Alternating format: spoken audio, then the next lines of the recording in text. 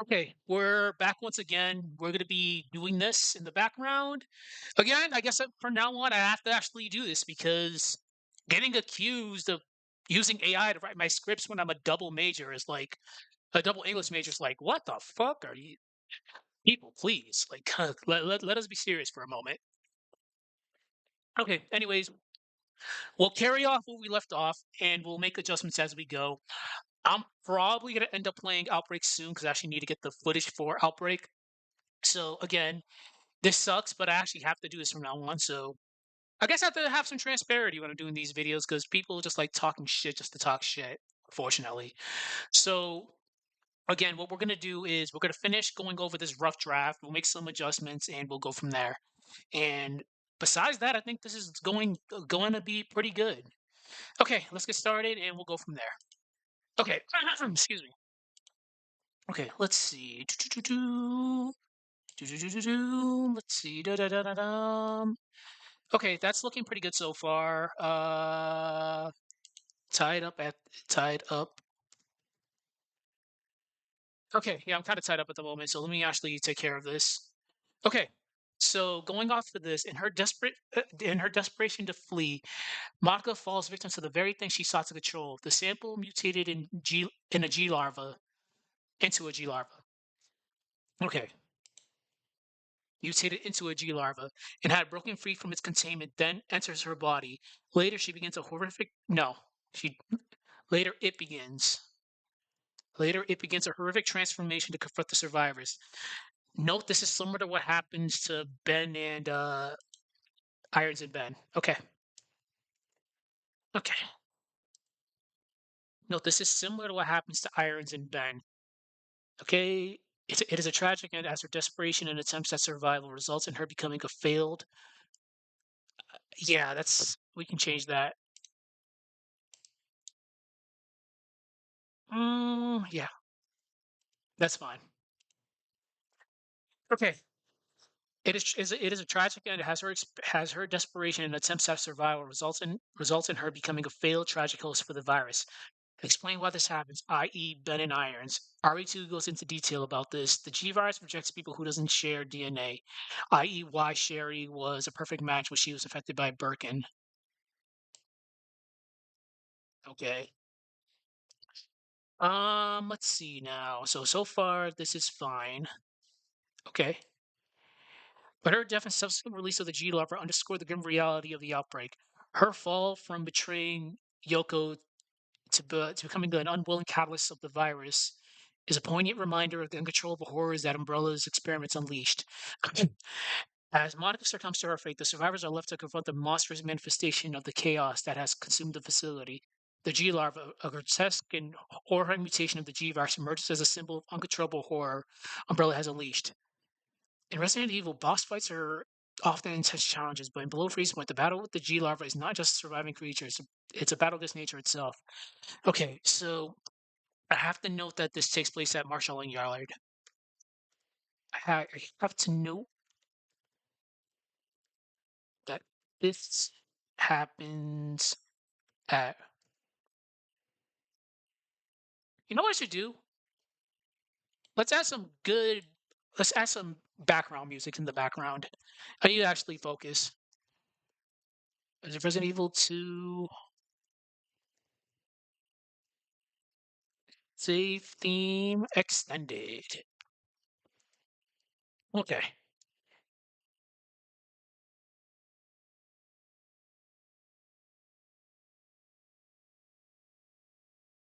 Okay, that's beautiful. Nice.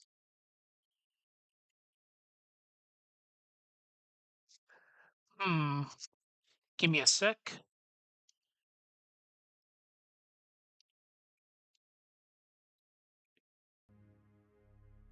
Sorry, I actually gotta fix that.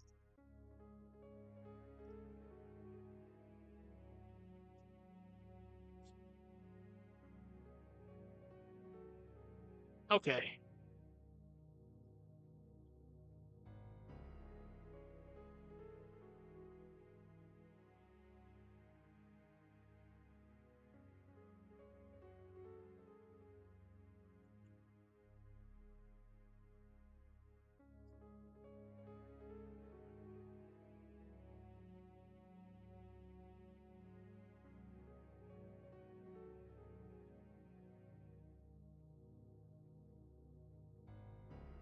Okay, that's fine. I mean, if people can't tell that's the same damn place, I don't know what to tell them.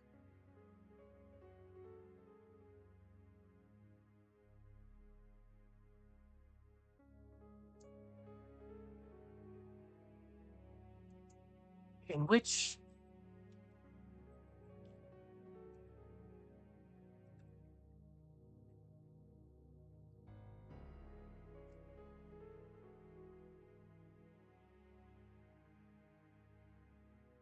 have you even said that a train?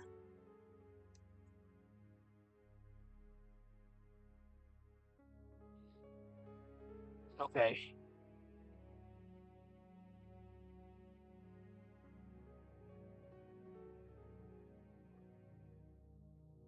Okay.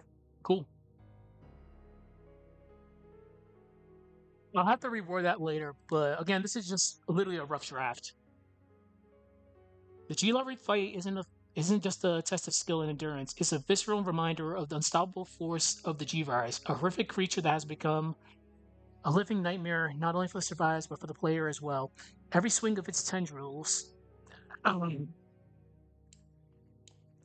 I'm starting to feel like people don't know what the fuck a tendril is.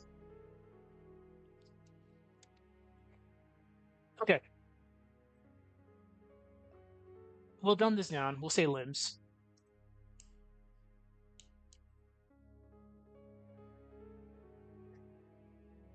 Every agonizing screech is a manifestation of Umbrella's twisted experiments. An irreparable. Hmm. No, we can actually. We can fix that. Okay, every swing of its limbs, every agonizing screech is a manifestation of Umbrella's twisted experiments and the irreparable damage they've caused. The survivors are forced to fight back against the monstrous creation that was once human, now rendered into something else entirely. For the survivors, this isn't just a physical battle, it's a moral one. The G larvae, a grotesque parody of life, represents the consequences of their very survival instincts.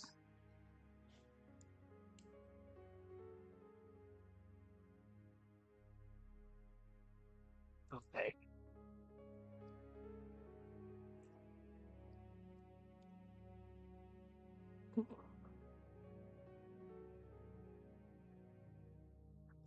Okay. Killing this boss.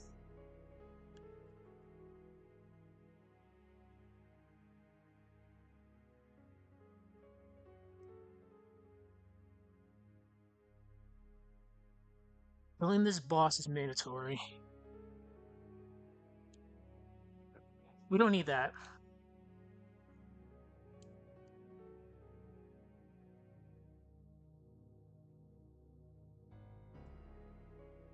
This is no. This is also a stark reflection of the ultimate fate awaiting them all. In the end, the survivors don't just escape; they leave behind the dead, and their actions only seem to accelerate the curse of the virus, spreading it even further. There is no victory here; just the crunching inevitability of doom. Okay. Hmm.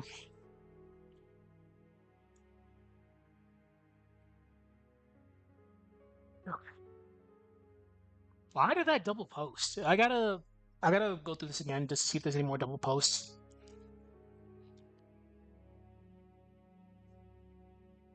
Hmm.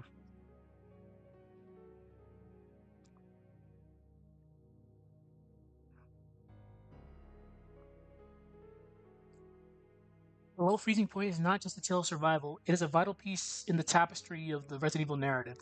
One that ties directly into the chaos of Raccoon City. The survivors of the scenario, despite the best efforts to escape, inadvertently paved the way for the downfall of the city and the ultimate disaster that will define the series. Now that I think about it, that's not the best way I could have worded that.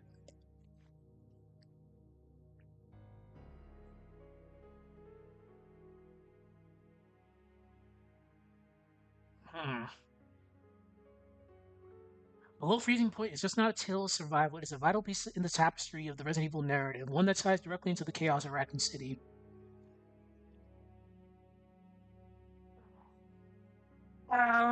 We can. Would have to just play through this again. Despite their best efforts to escape, inadvertently pave the way for the downfall of the city and the ultimate disaster that will come to define the series.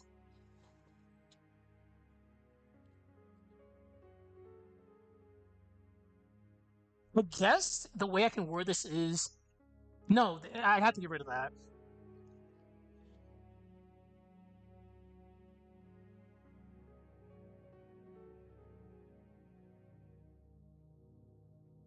Uh, cannot the survivors of the scenario, despite their best efforts to escape, cannot cannot remedy Raccoon City's fate.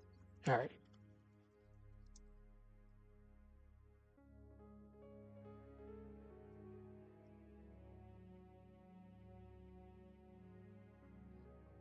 I can't believe we're actually doing this now. I mean, I guess this adds transparency that hey, this guy actually knows what the fuck he's talking about instead of people just talking shit just to talk shit. But well, okay,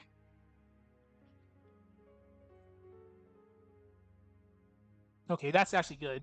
The ultimate disaster that will define the series.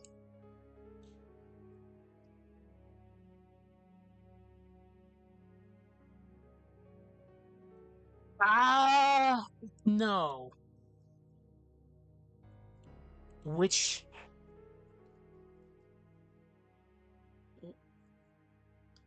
which,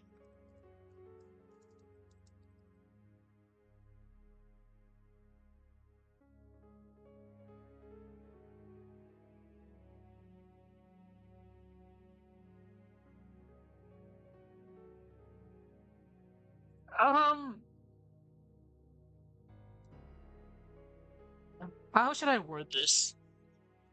There are actions such as thawing frozen sections of the mat lab, which dethawed the rail car and cleared blocked pathways, albeit unleashing frozen enemies.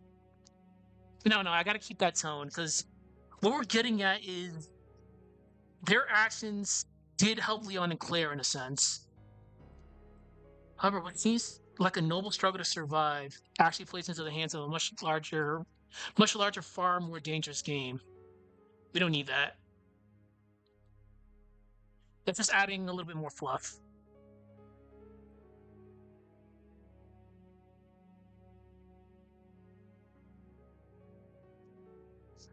The events that unfold here tie into the greater Resident Evil lore, with the survivors unknowingly shaping the fate of the city and its inhabitants. Their actions pave the way for the outbreak that will plague Raccoon City, ultimately leading to its destruction. However, what's even more chilling is that the survivors themselves are unaware that the true scale of the consequences. They think they're simply trying to survive, but in their desperation, they become part of the machine that will bring Raccoon City to its knees. Explain how.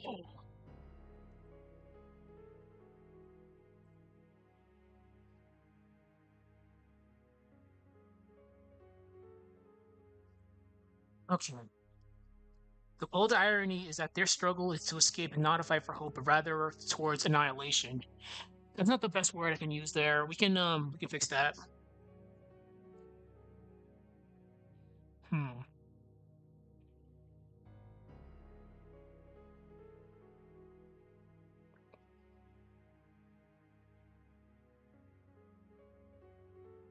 Okay.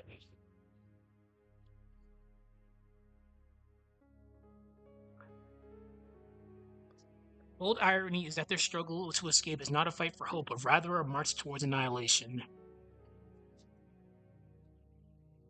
Towards uncertainty.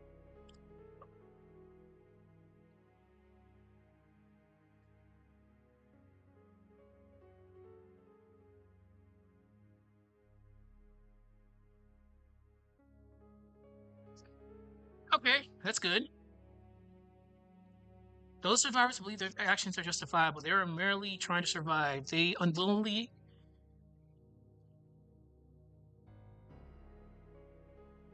No, yeah, that's God. When I just write, I really write.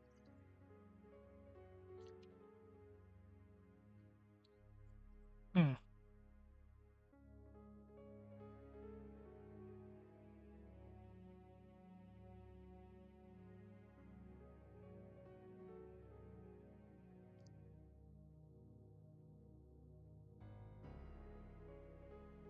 Okay.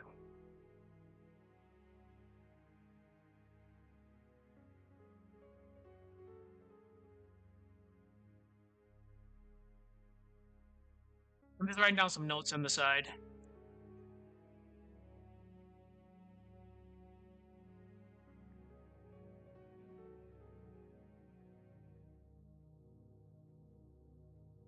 Okay. The real worry here is the unintended consequences. These survivors who merely seek to escape unknowingly push Raccoon City closer to its catastrophic fate. Their survival instincts, their desire to live, become the very thing that causes the downfall. How so? No, no. Unwillingly, no. Yeah, there's areas we need to actually fix here. Okay, that's fine.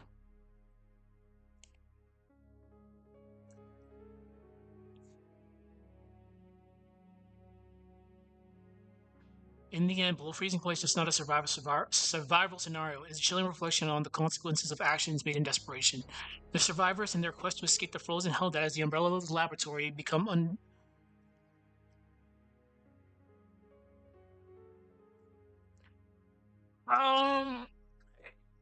shit.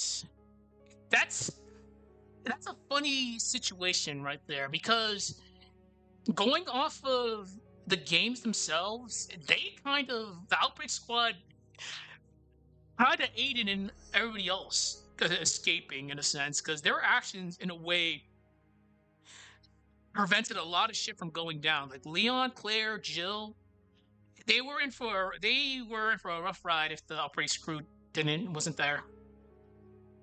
Okay.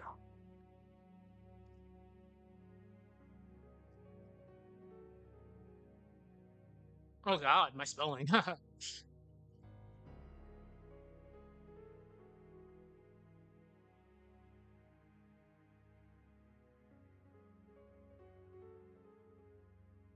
Jill,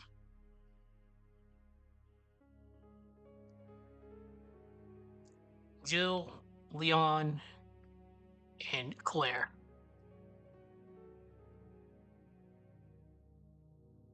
Survivors.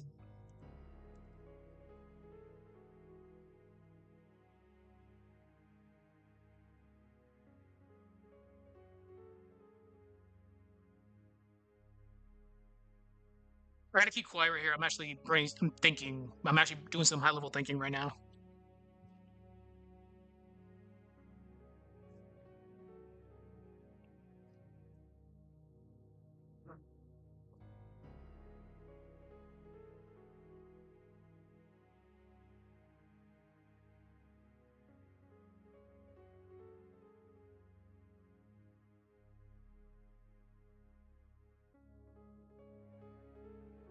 This is gonna be definitely altered later.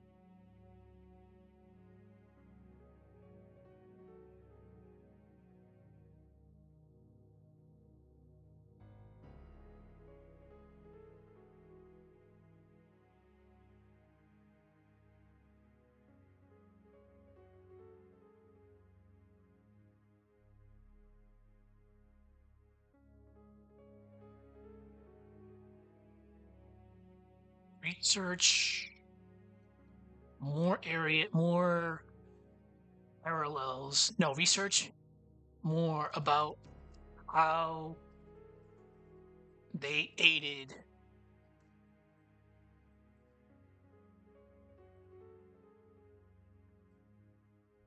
Okay. Okay.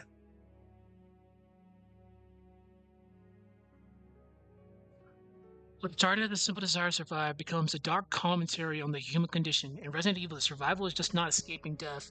It's about the unintended consequences that come with the choices we make.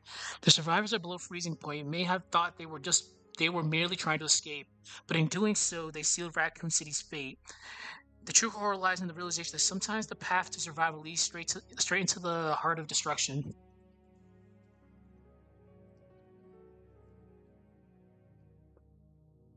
I mean, we technically know what happened, so I guess that's fine.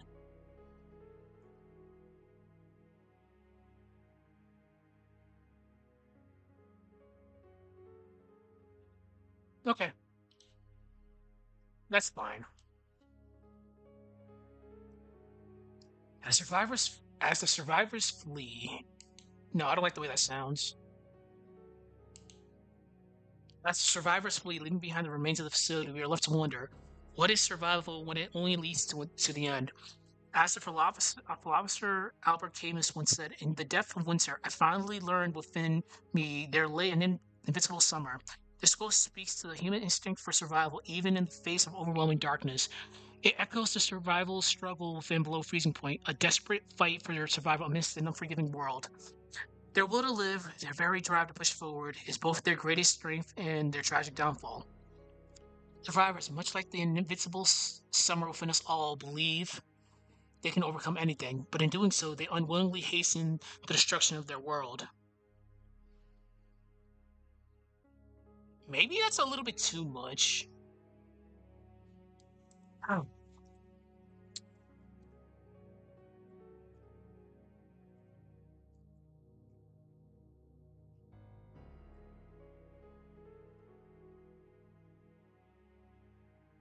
I think it might be a little bit too much. We'll have to figure this out. This is what I have to deal with. I write a script, I go over like 50 different times when I have free time from work, then make adjustments on the fly. Yes, people. No, there is no fucking AI here assisting me with this. I have a fucking master's in English. I slaved away for all those years. Okay.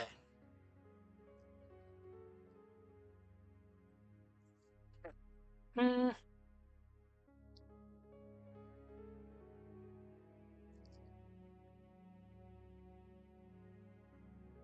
All decisions made in the heat of their moment of survival became excuse me. Small decisions made in the heat of the moment of the survival become the foundation for something far darker, as unintentionally set the stage for Raccoon City's ultimate collapse. We don't need that. I think we've repeated that enough.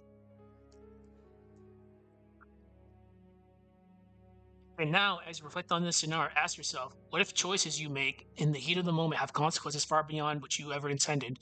In a world as chaotic as Raccoon City, can we ever truly escape the darkness we helped create? Let this be a reminder that survival is not always as simple as it seems. Our actions, even the smallest ones, can reverberate in ways we may never fully understand. The survivors of Below Freezing Point may have thought they were just trying to survive, but their story shows that sometimes survival is a tragic, irrevocable force. So, what will you do when the moment arrives? Will you consider the consequences, or will you too be swept away by the tides of fate? Yeah, I like the script, but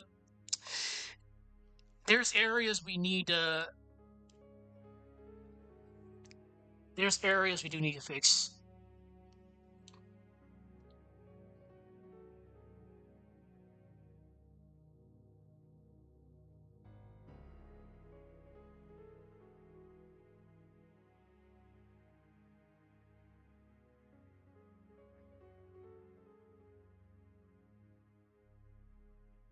Okay, let me just break this down section by section. So let's fix the introduction. Let me just copy and paste this, put this on the side.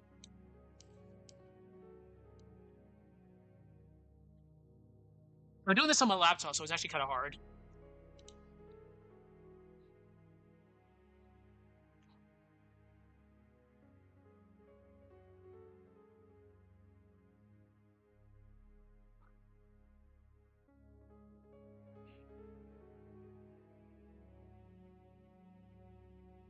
Let's see.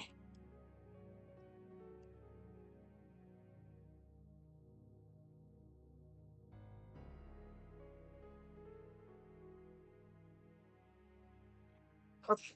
So for now, let's begin.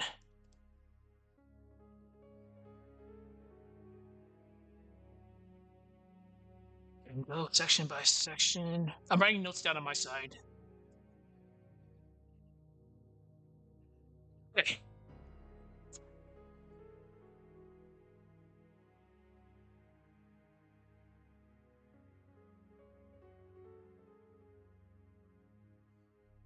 I have another word open on the side that's not shown by OBS, so just don't mind me.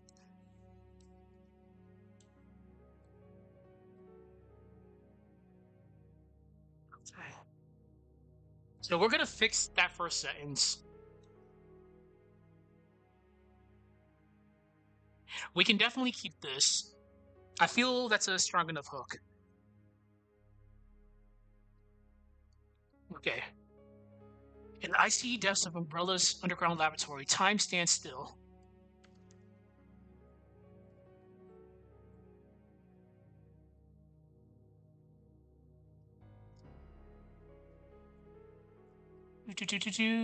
Not by accident.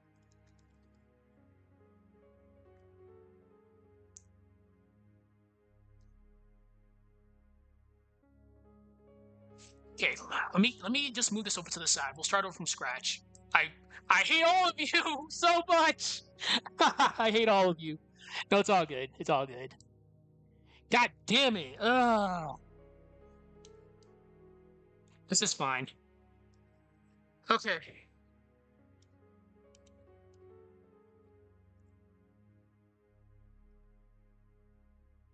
All right, that Times New Roman. All right.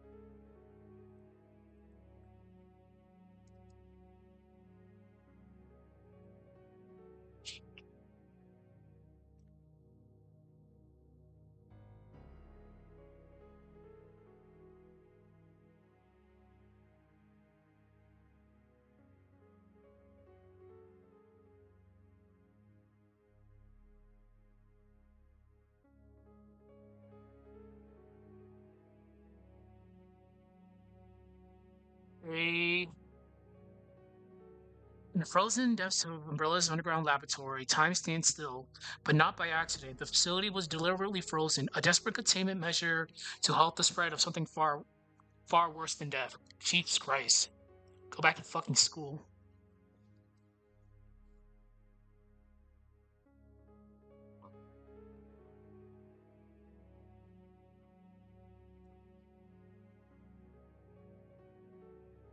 When it's.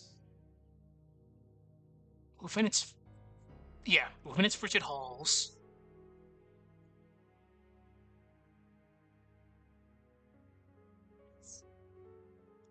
Or.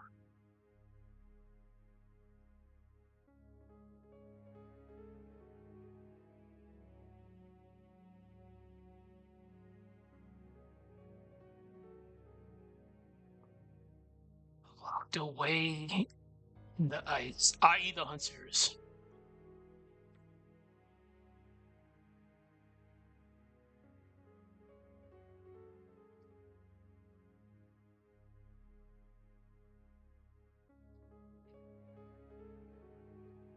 Fortunate soul to set them free. Okay. In the icy frozen depths of Umbrella's underground laboratory, time stands still, but not by accident. The facility was deliberately frozen, a desperate containment measure to halt the spread of something far worse than death. Within its frigid halls God, lie horrifying secrets locked away in the ice, waiting for an unfortunate soul to set them free. Okay.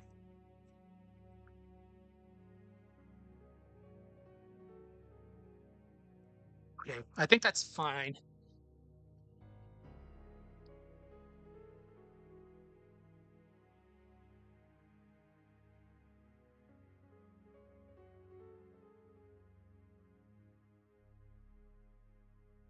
Okay.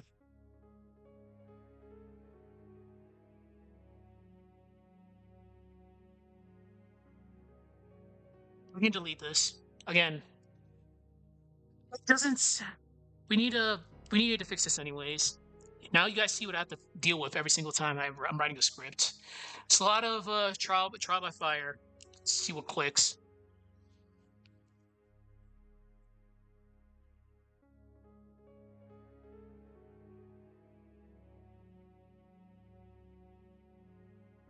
Uh,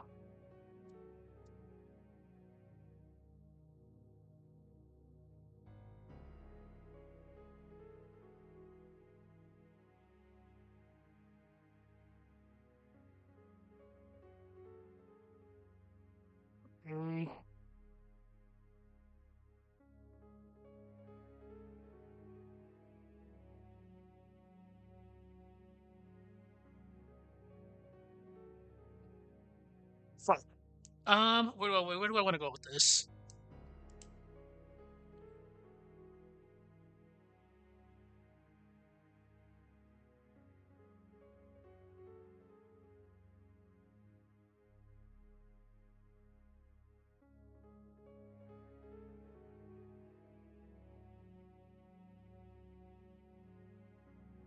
Low freezing point scenario in Resident Evil Outbreak File 2 is more than just a desperate fight for survival.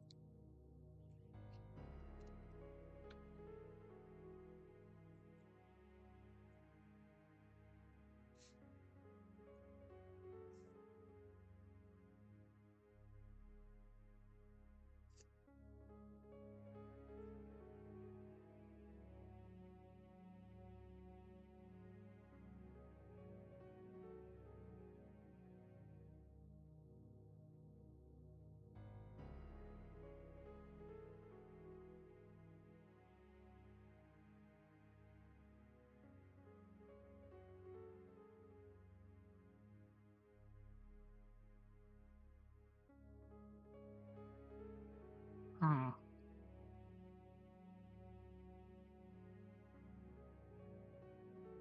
Still trying to keep the tone.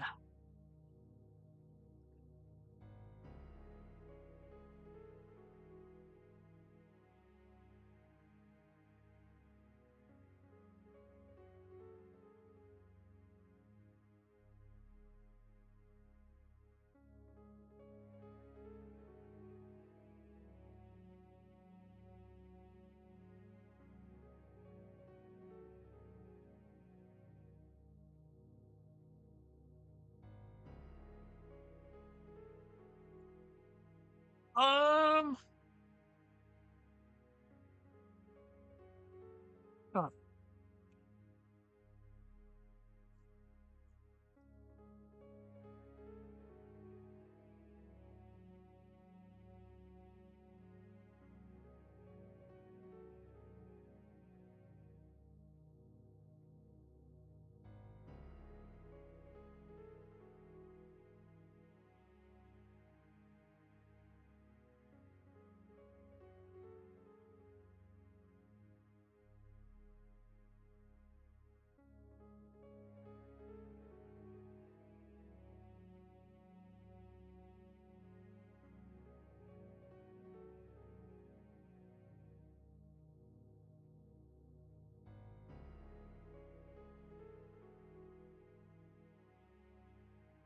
Her action says it's defrosting the facility.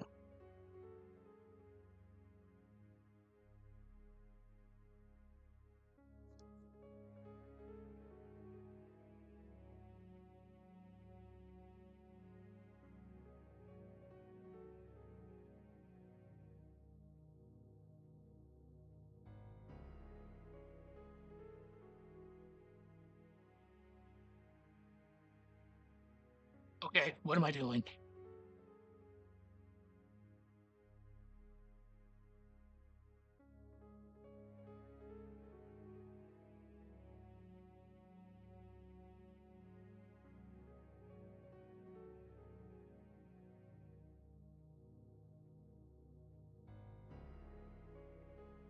Well, by them doing that, it just made well, it's fuck. Yeah, but them doing that, yes, it did help them out, but it kind of fucked them over too, just because of the hunters. As people probably know, the hunters are assholes in this game.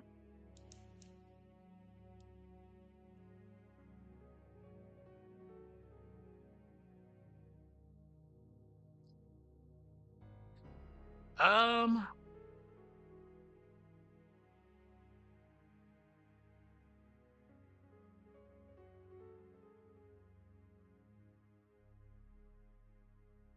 writing down some notes at the firm for later.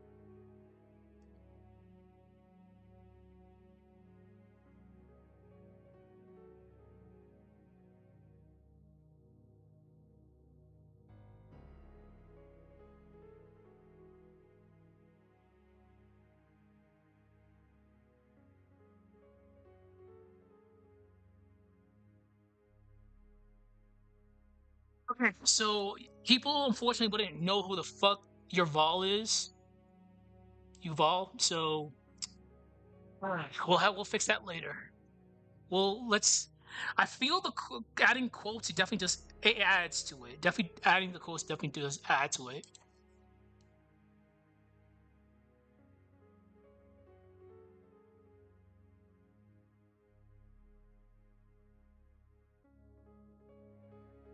I'm thinking of a quote.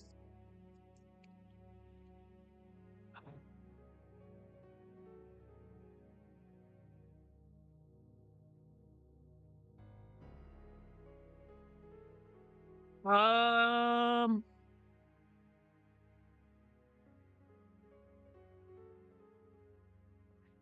we could.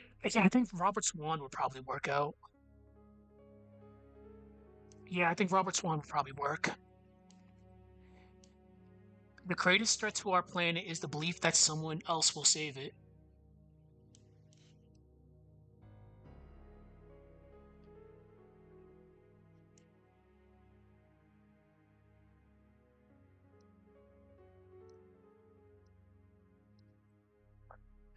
Can I get back to working that?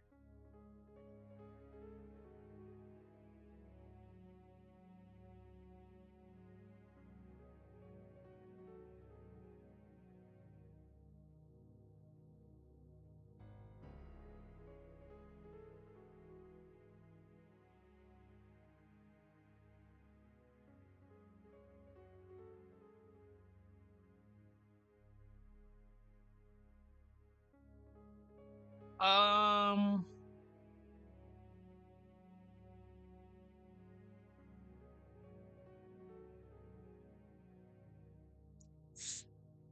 okay.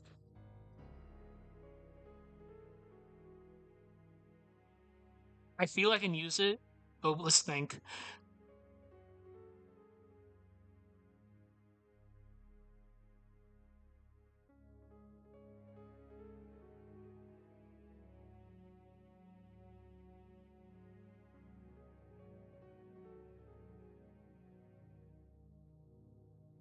I'm thinking of what I can add to this.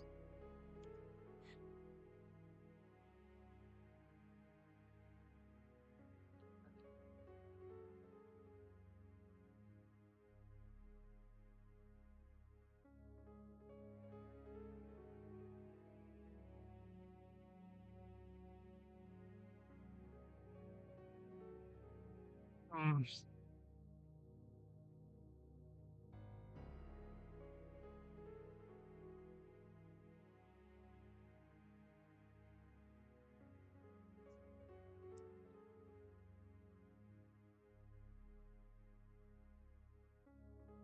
Okay.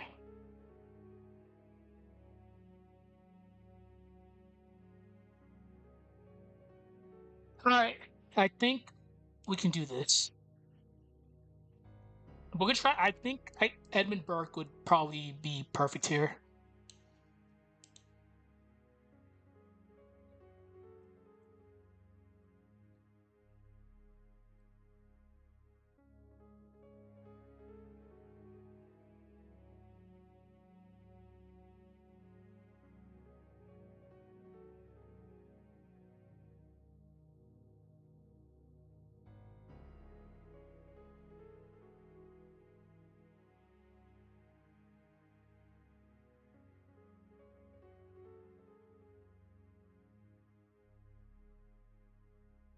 Yeah, I think we can do that. Yeah. Jesus Christ. Why am I fabricating this?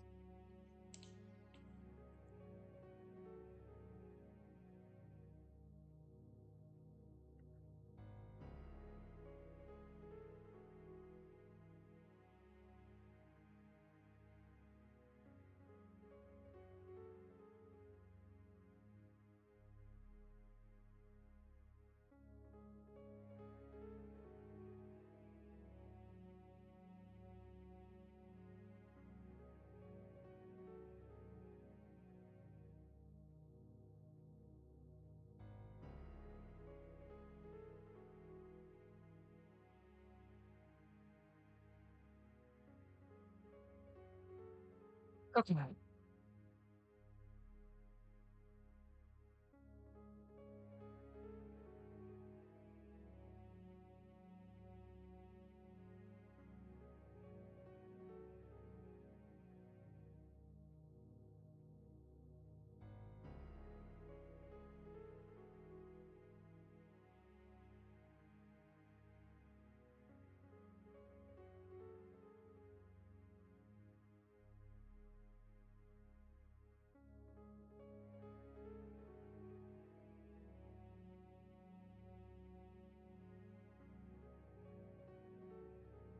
They actually, I'm gonna write this, but they honestly, given the circumstances, them staying quiet probably kept them alive longer or not used for experiments. So like, you can't really blame them for not coming forward.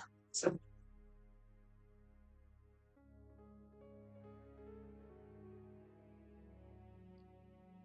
hmm.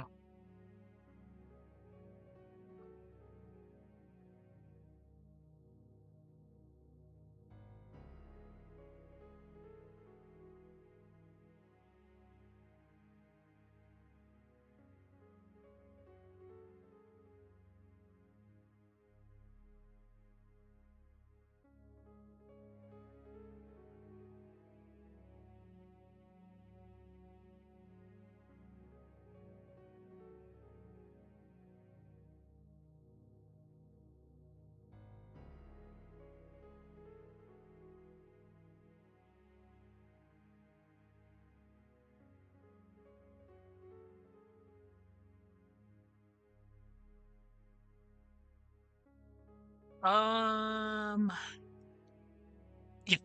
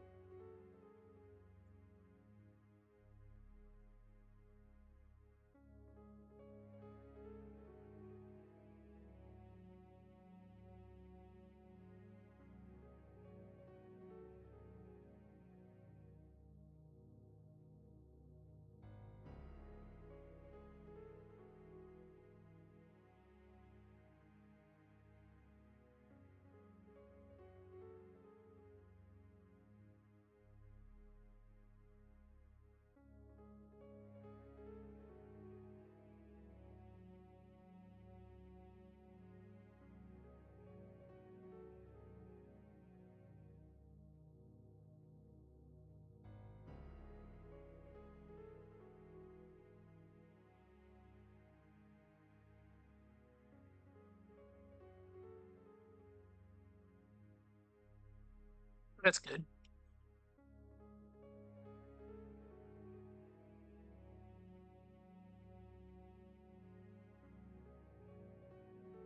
Mhm.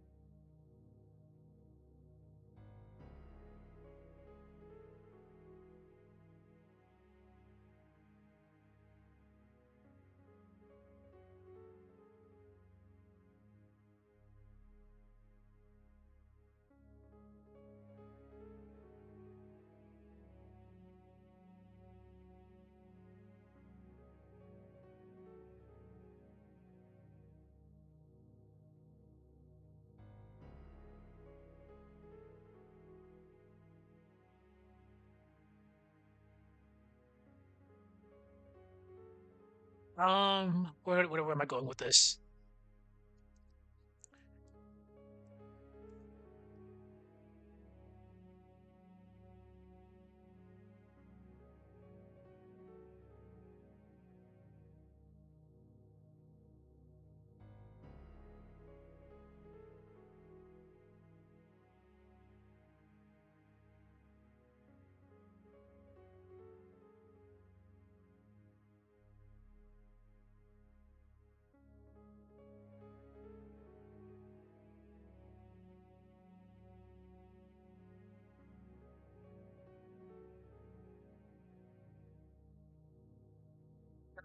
Let's see.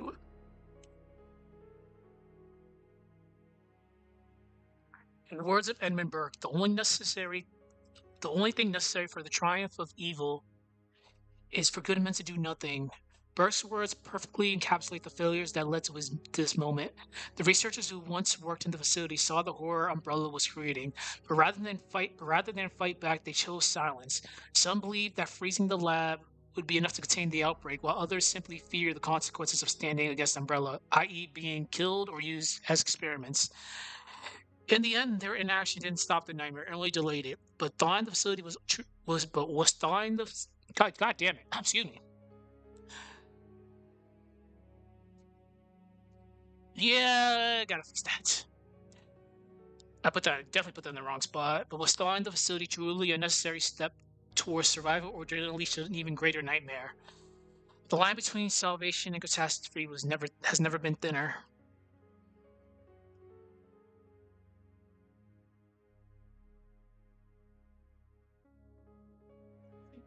Okay, where do I want to go with this?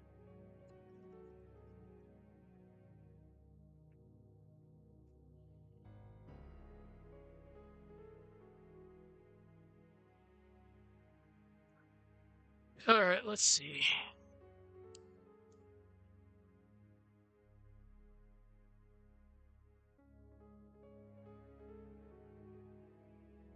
Let me put this in the Word document, and I'll see how this is.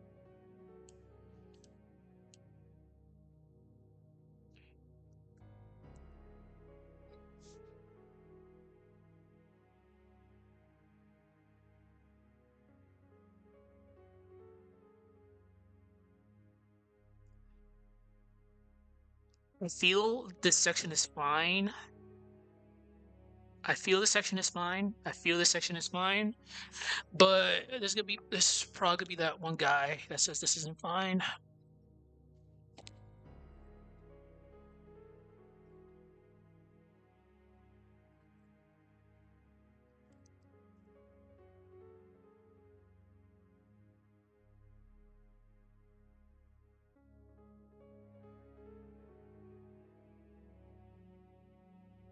I'm just changing this theme because this is about to end.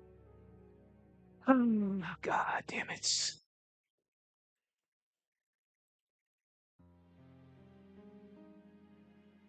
Why is this theme so great?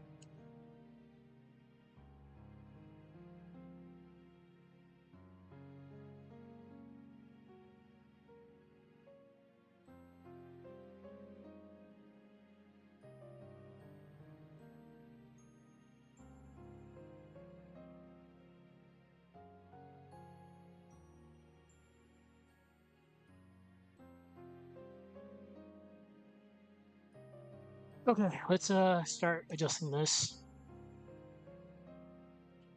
I feel we can keep this.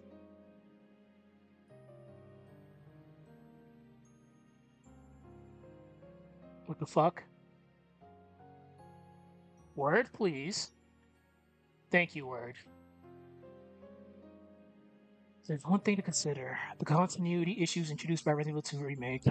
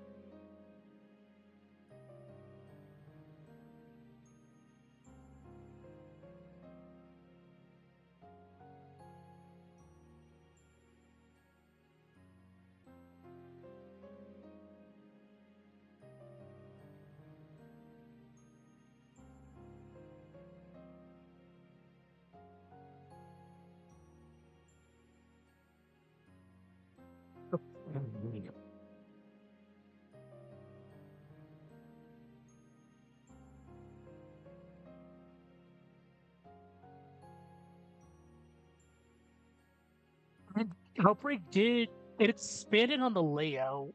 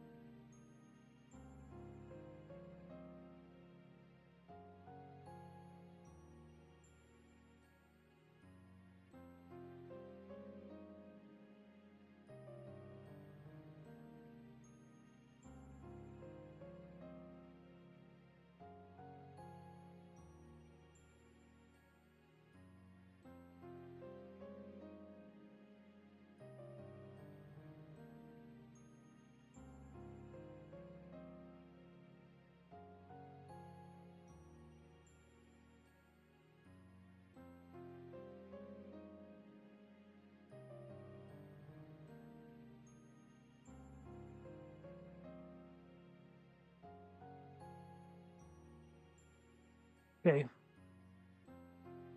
we can expand on this. We can refine this a little bit better, but let's keep on adding more areas of information.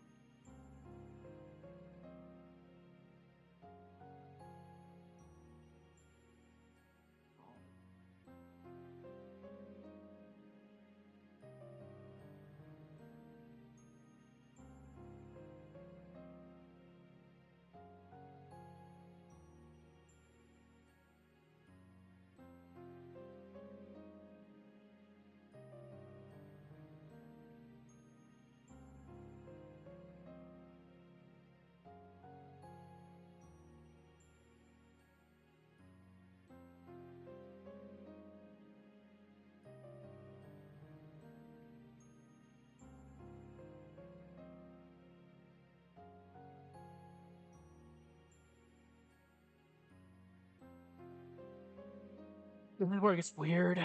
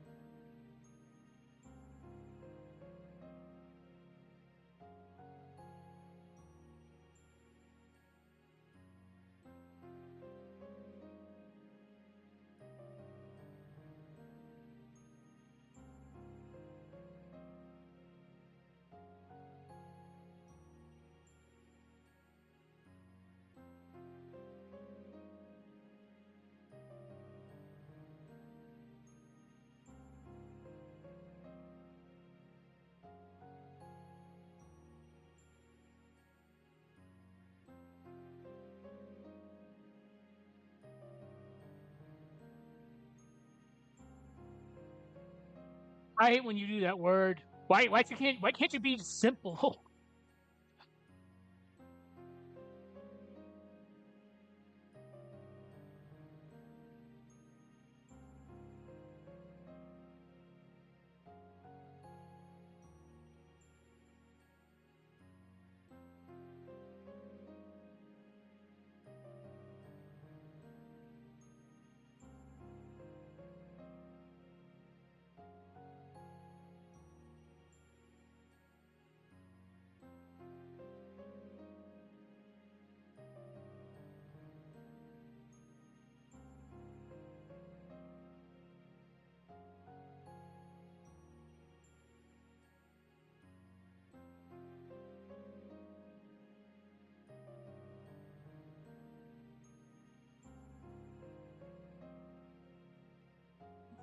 All right, this is where it gets weird.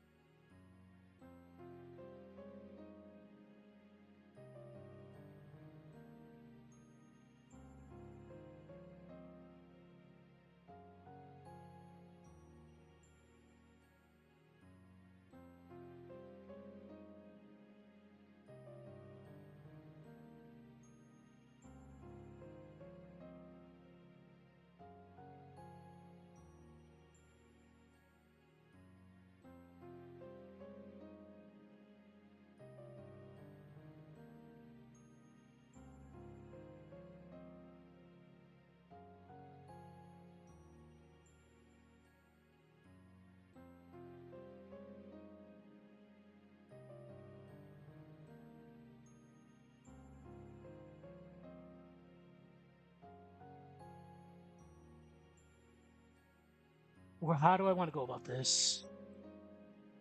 I think I got something.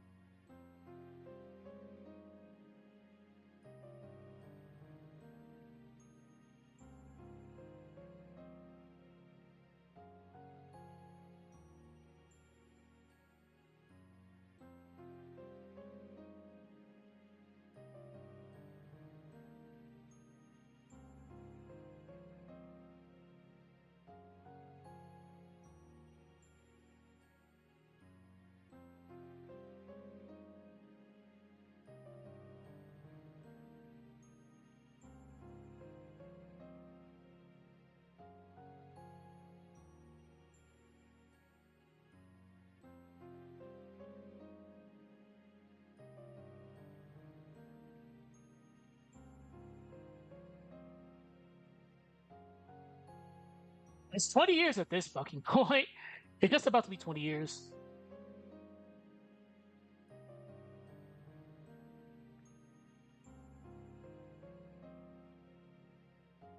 Okay, let's think. Where do I want to go with this?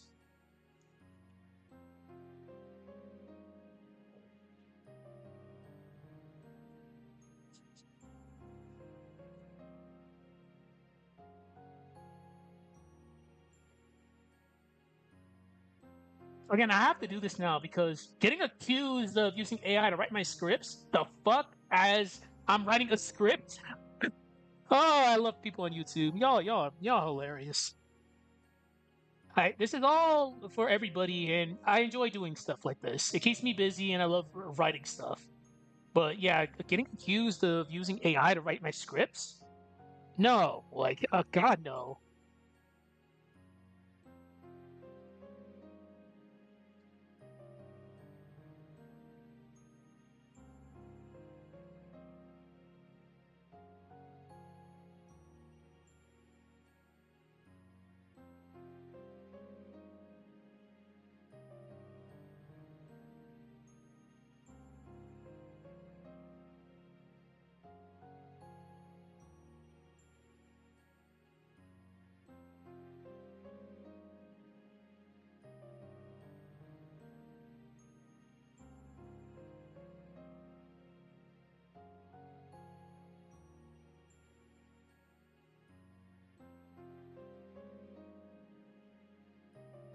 I have a feeling this is gonna be longer than it probably should be.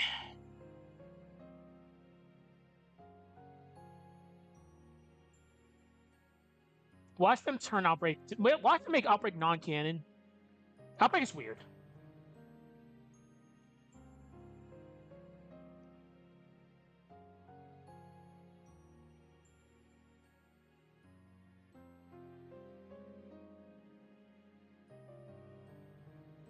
Okay.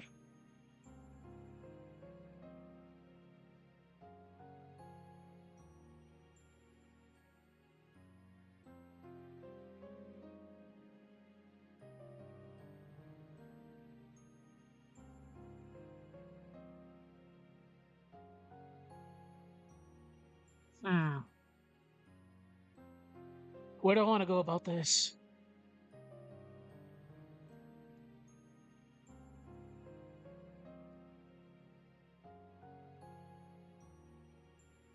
I'm gonna take this and I'm gonna save it for now in a separate file, just in case this loses. Just in case we lose this.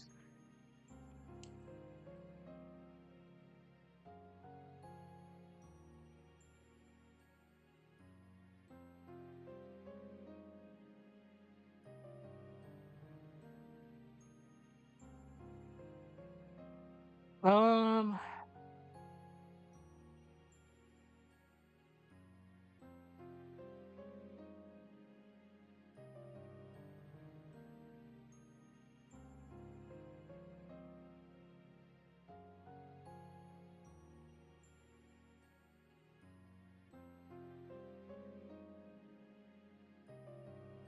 You just moved all this. Copy.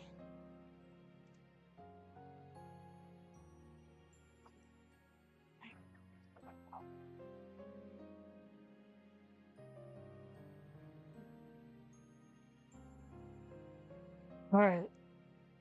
Let's add what we changed to this file.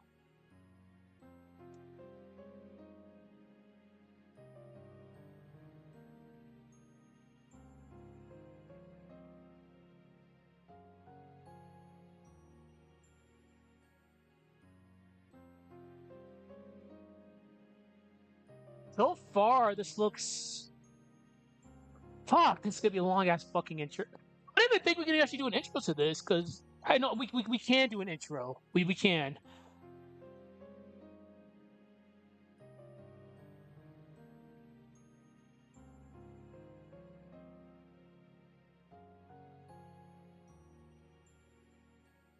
Let's move this up here.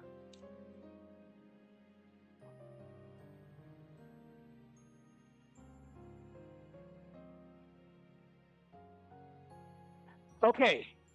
I feel what we have here is strong.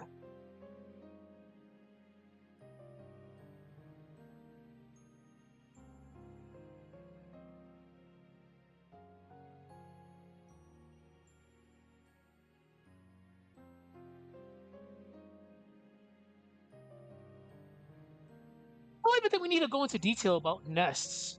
Like, since it doesn't. I think this adds too much fluff. Like, we don't need this.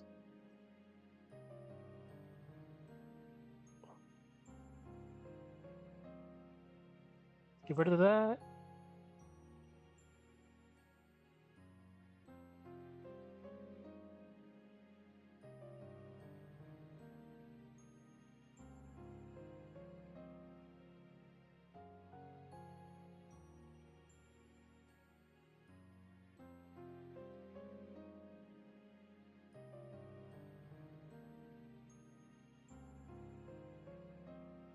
All right, let's move this and we'll go from there.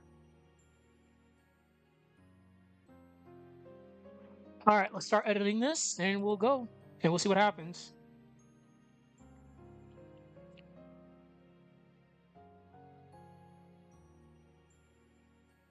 Hmm.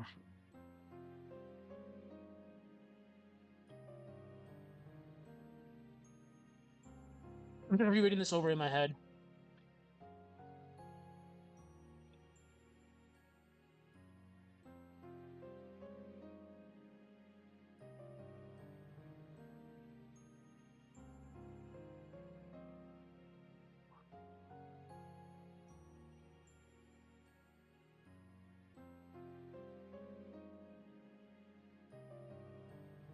Uh,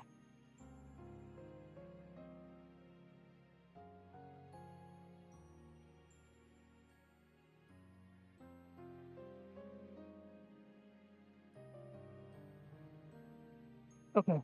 Let's start at the top and we'll adjust it from there.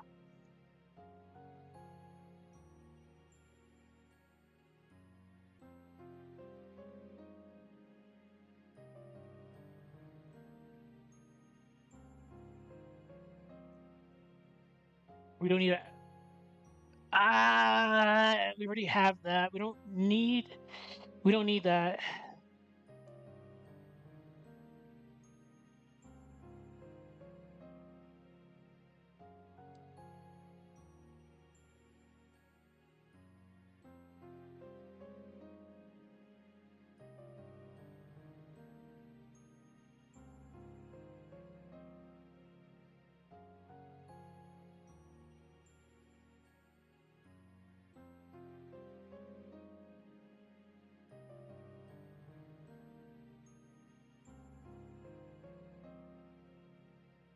Let's end this sentence off right here.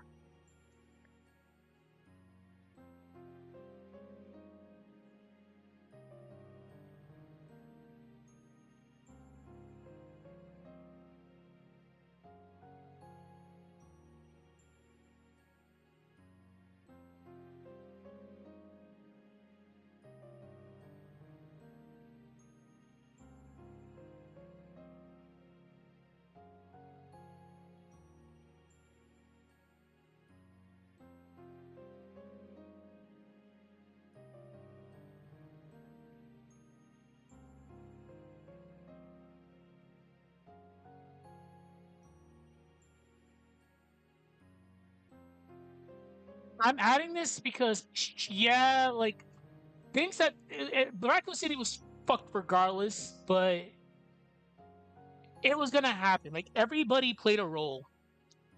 The heroes, the creatures, everybody played a role. Okay.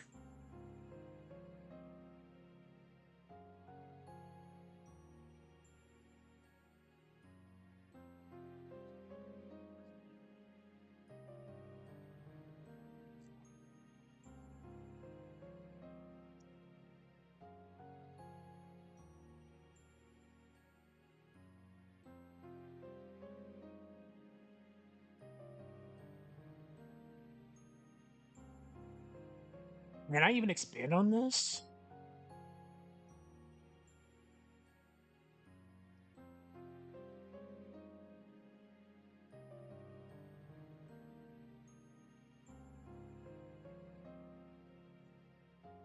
How do I go about this?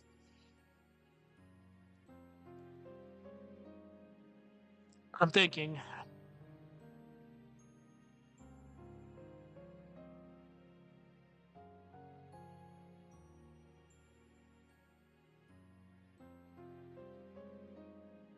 The things I do for people. But no, this is we had a rough draft. Now we're moving towards the final draft.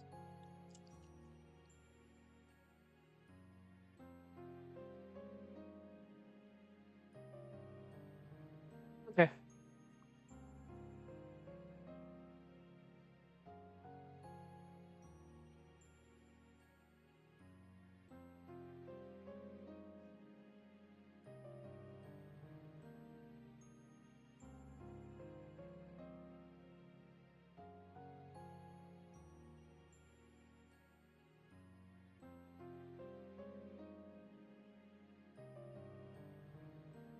How should I word this?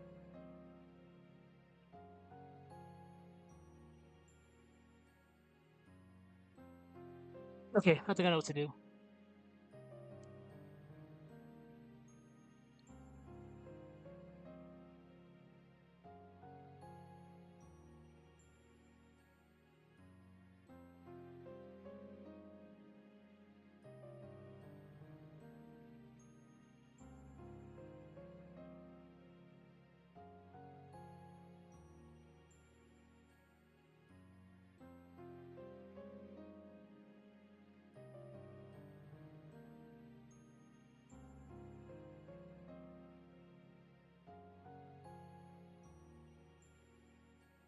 Try something on the side.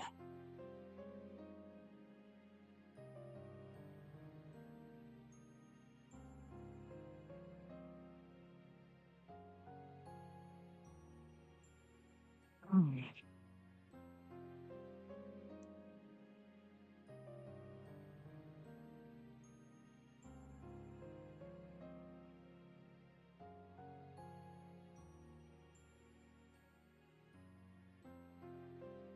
Okay, I know what to do.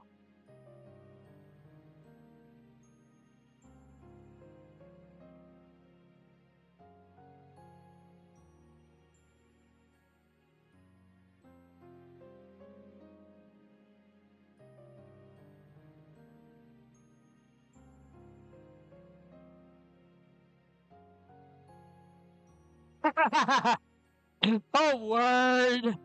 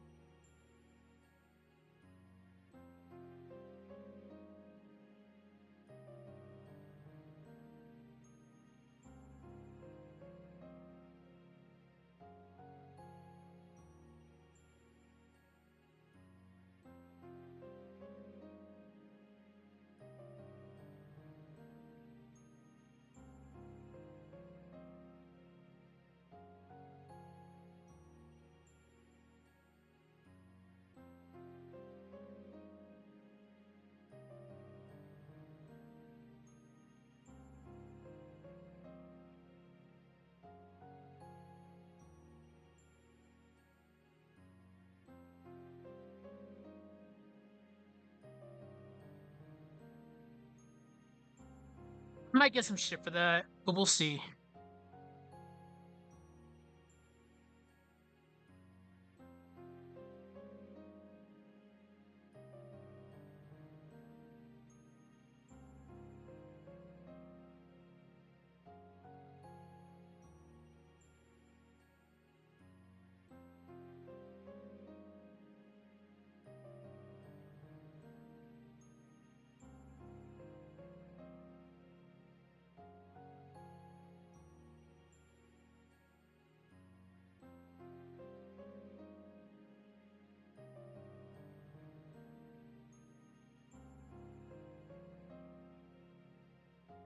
Where do I want to go about this?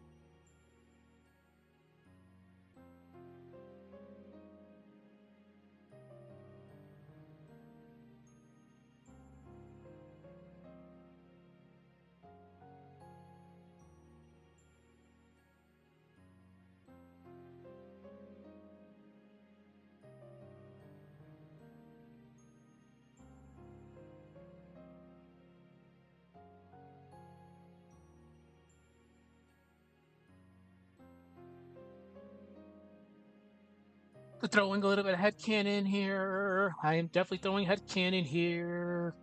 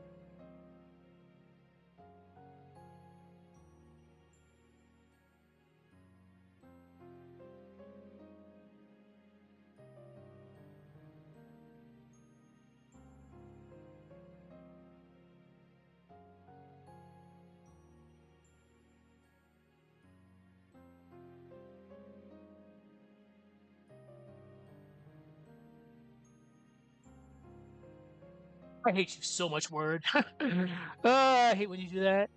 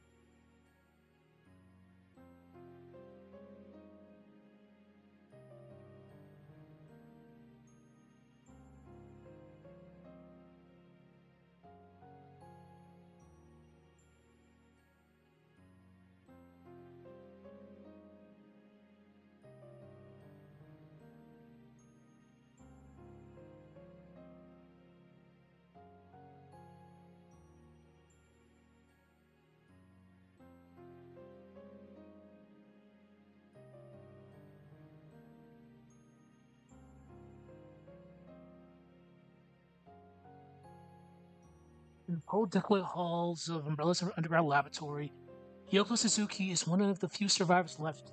Oh, whoops. It's got period. Her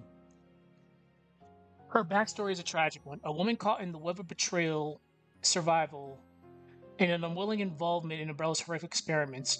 Once a researcher at the facility, Yoko's life was upended when the outbreak began. She wasn't an accomplice in Umbrella's twisted operations, she was someone who walked away.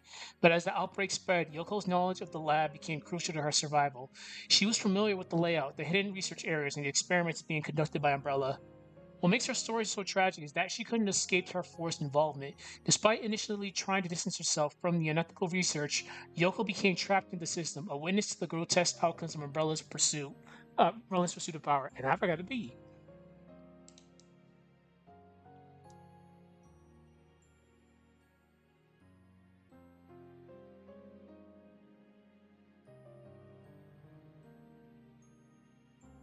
Okay, so and now I get to talk about Monica. God damn it!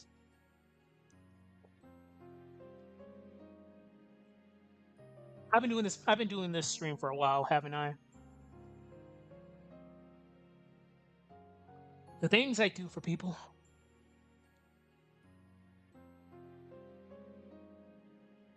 I'm just rereading this.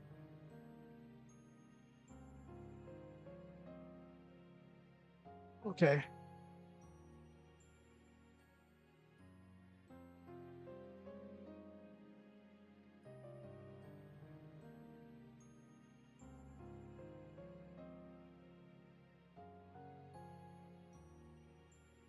All right. I think I know where what I can do with this.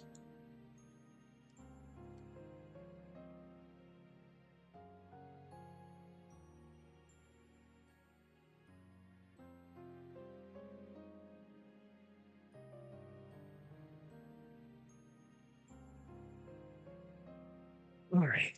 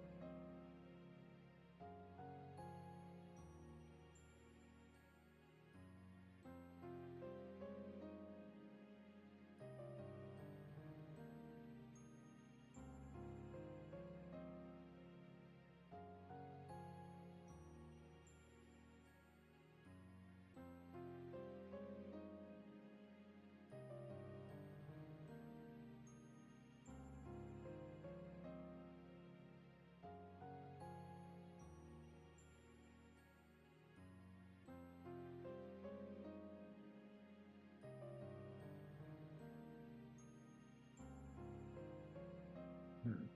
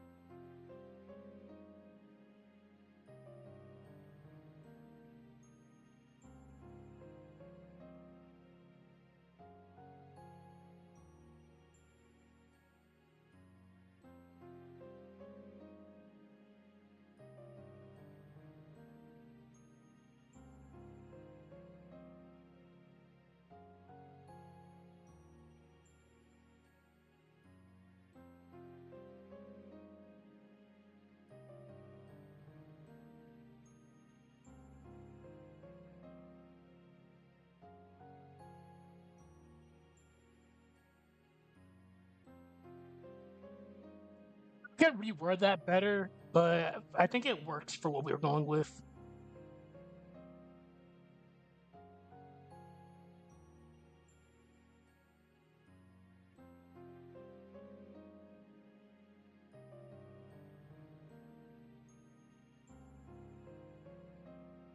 Did I go into detail about this?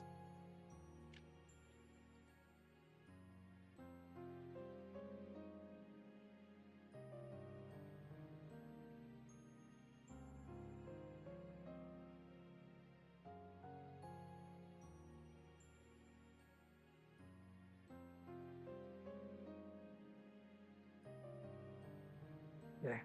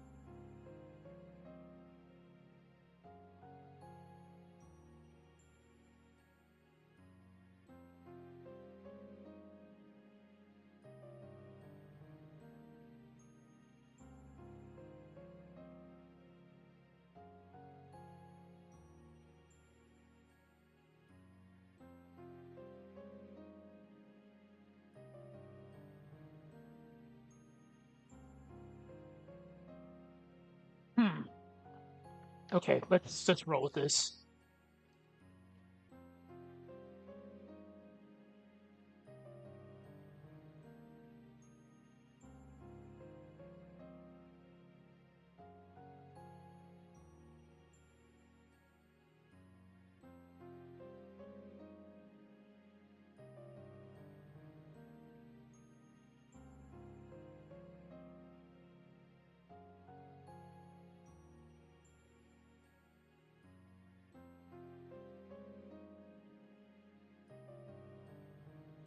We'll just roll with this, and we'll go over it later.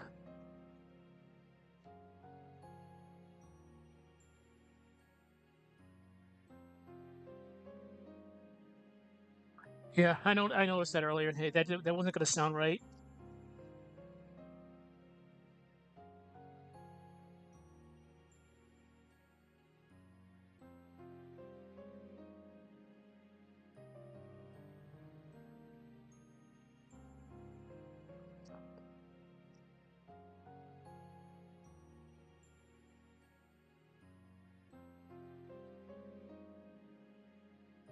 I'm just rereading this in my head.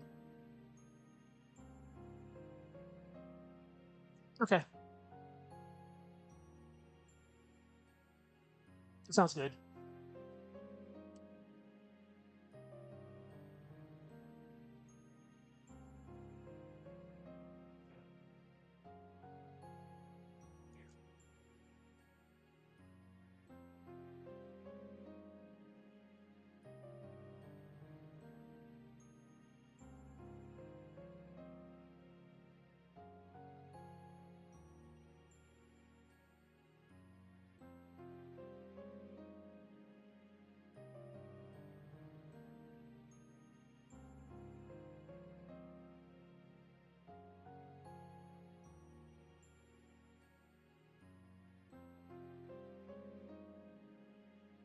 Um,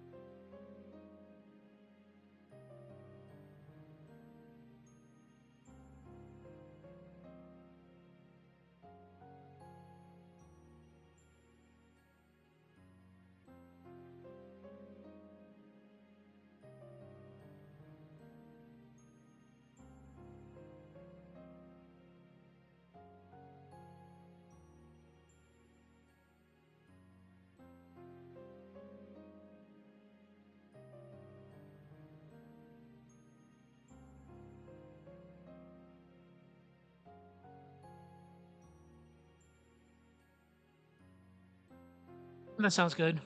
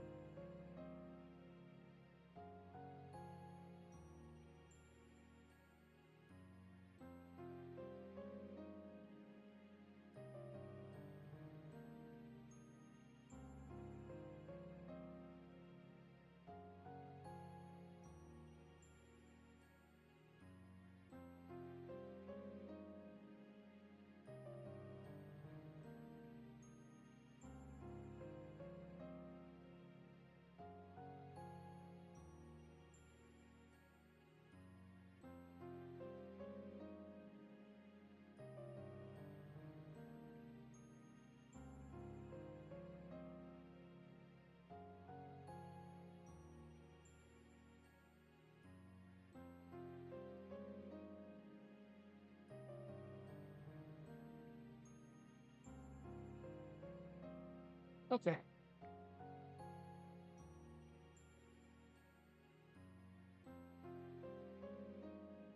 Okay. That doesn't sound bad.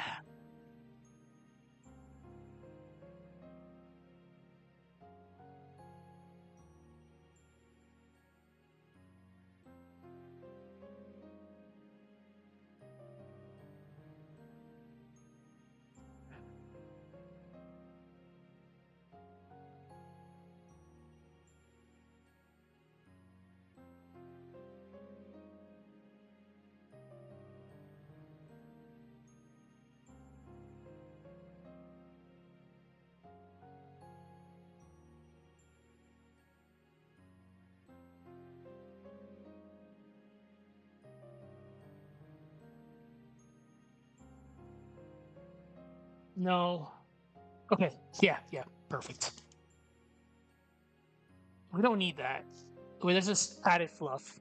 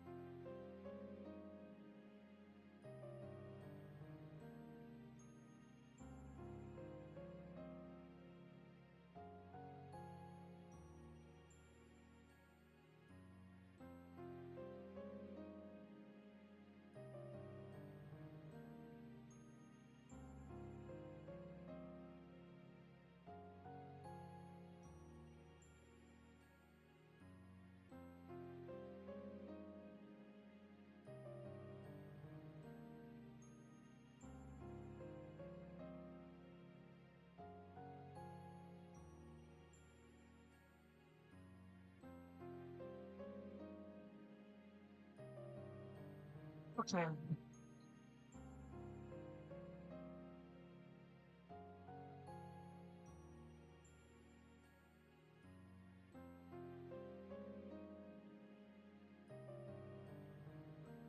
Oh boy, we still got a good chunk. We still got stuff to do. The final draft is always the longest part.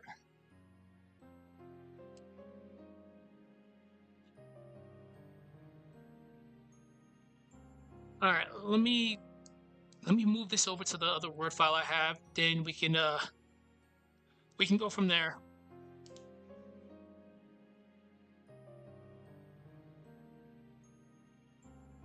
How long have I been streaming this for? Oh my god, 2 hours.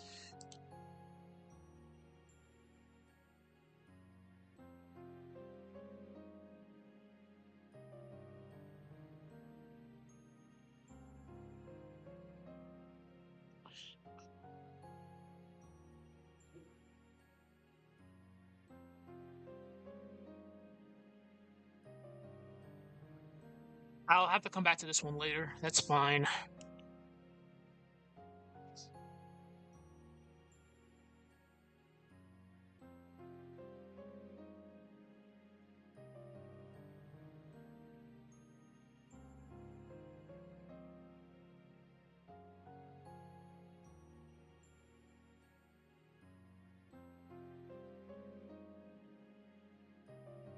Oh man, this is gonna be annoying to write. Because now it's gonna be. I have to go into a lot of detail about this one. Okay.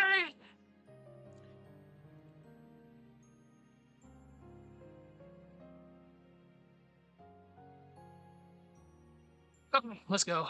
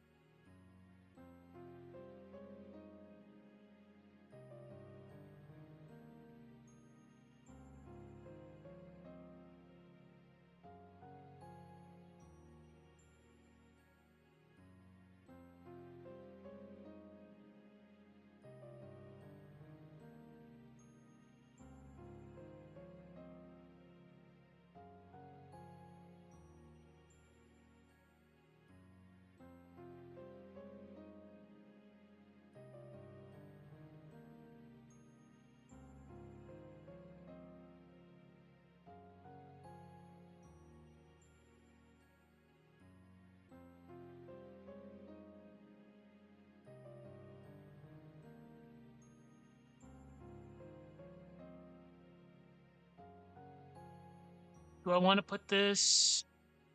Yeah.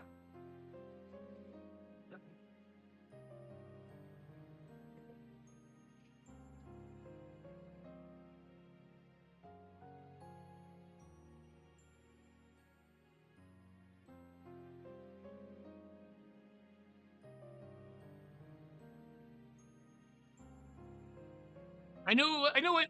I hate you, word. I hate you.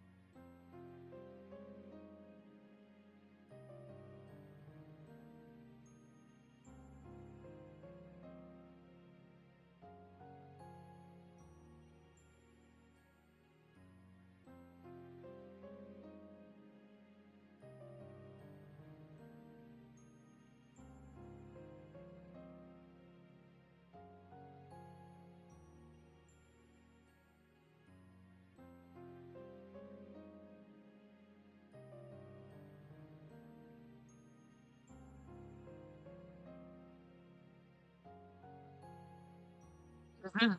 This is starting to sound good.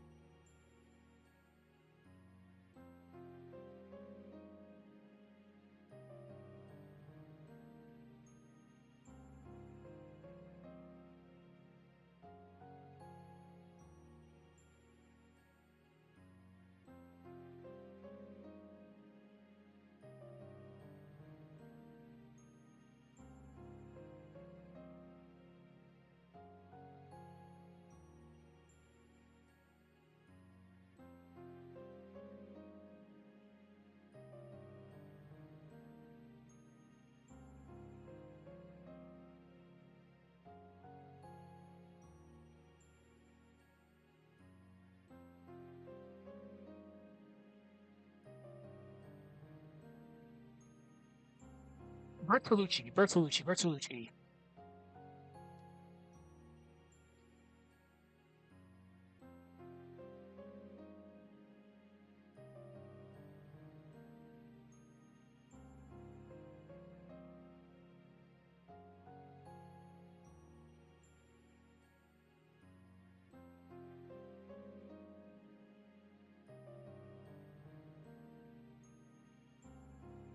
I want to put this. Yeah.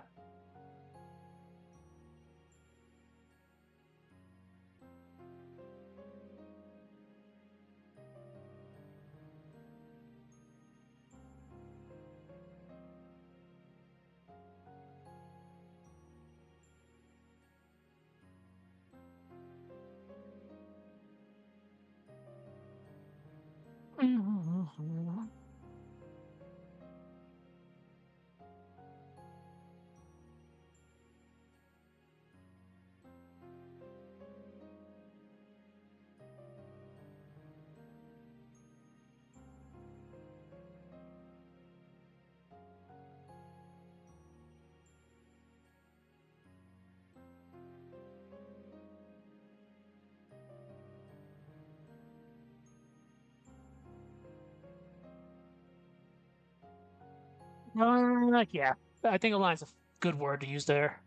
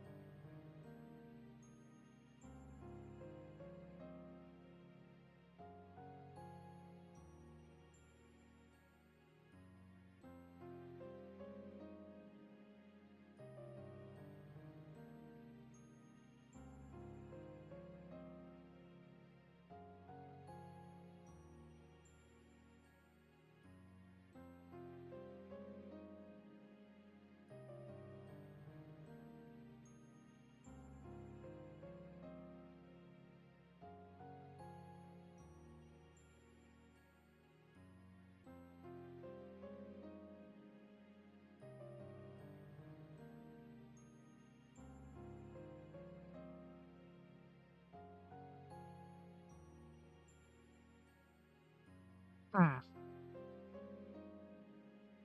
I'm gonna fake that later. I don't like how that sounds.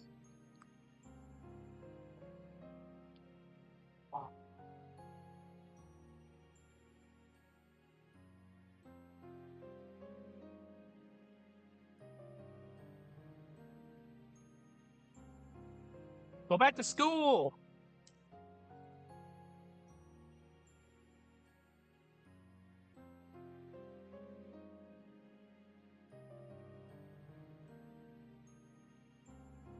Yeah, that sounds better. I was being an idiot.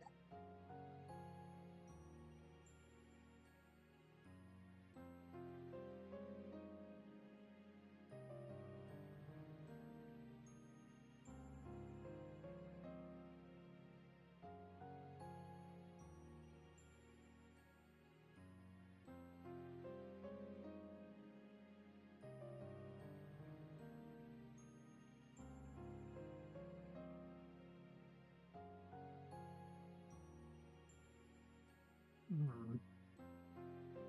Better yet, death.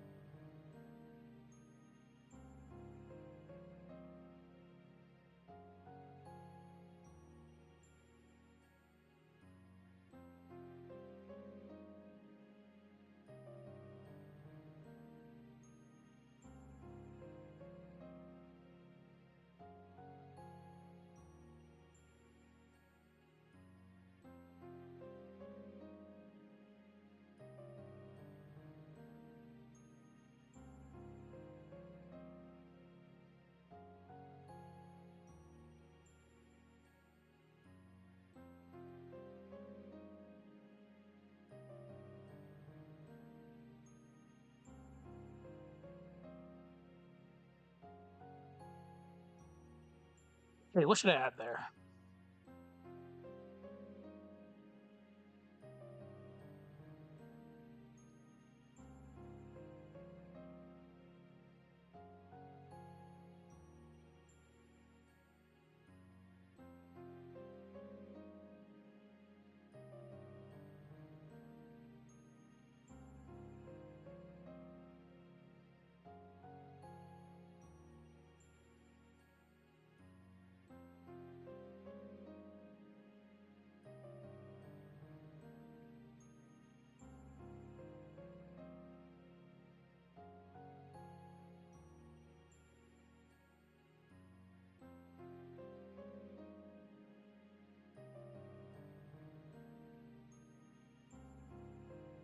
New song!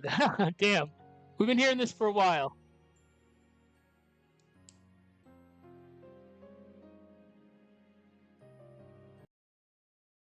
Uh, let's see.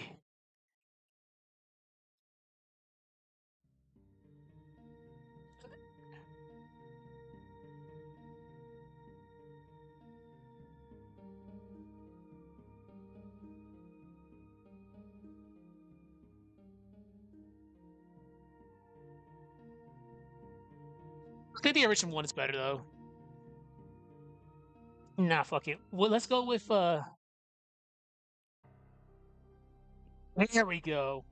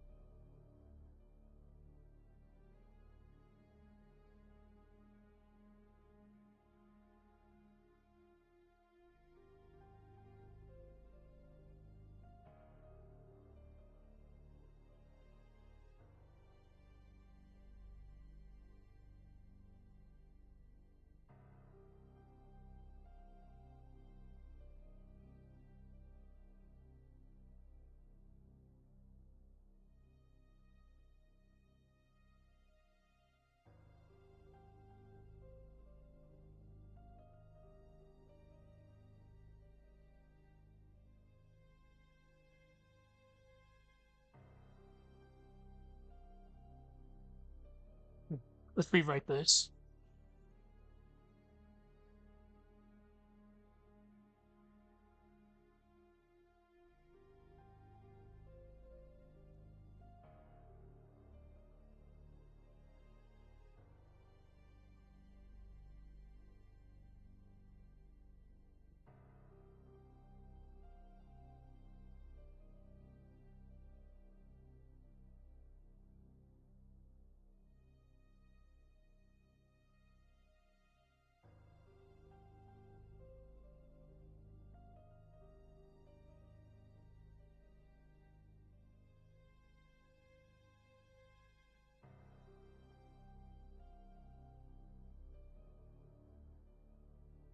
Hmm.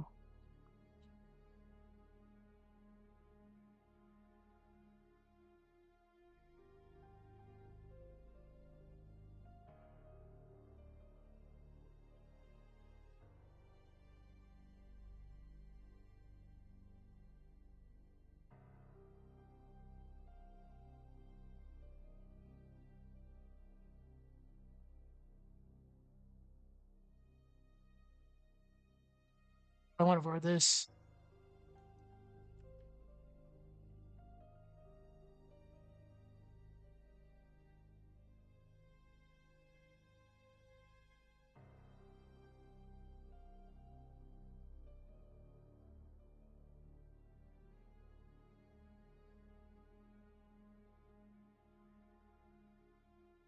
I'm thinking how I should fucking word this.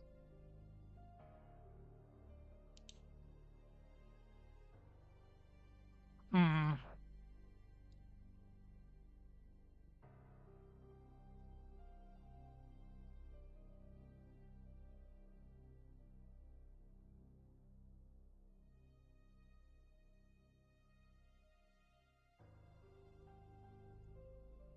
Okay.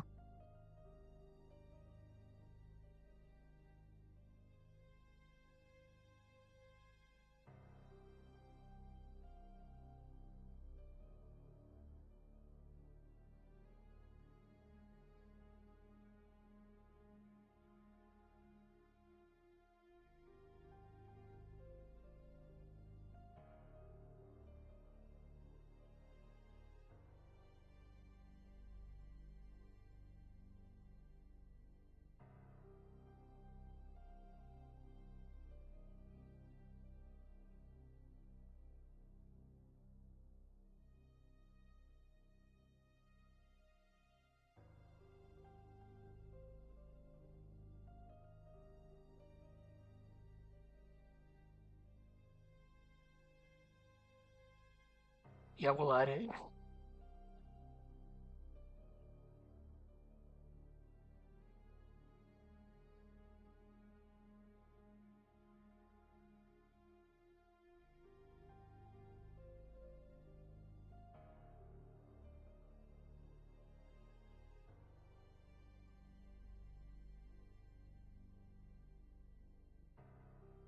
We'll get rid of that and just we'll figure things. We'll figure it out as we go.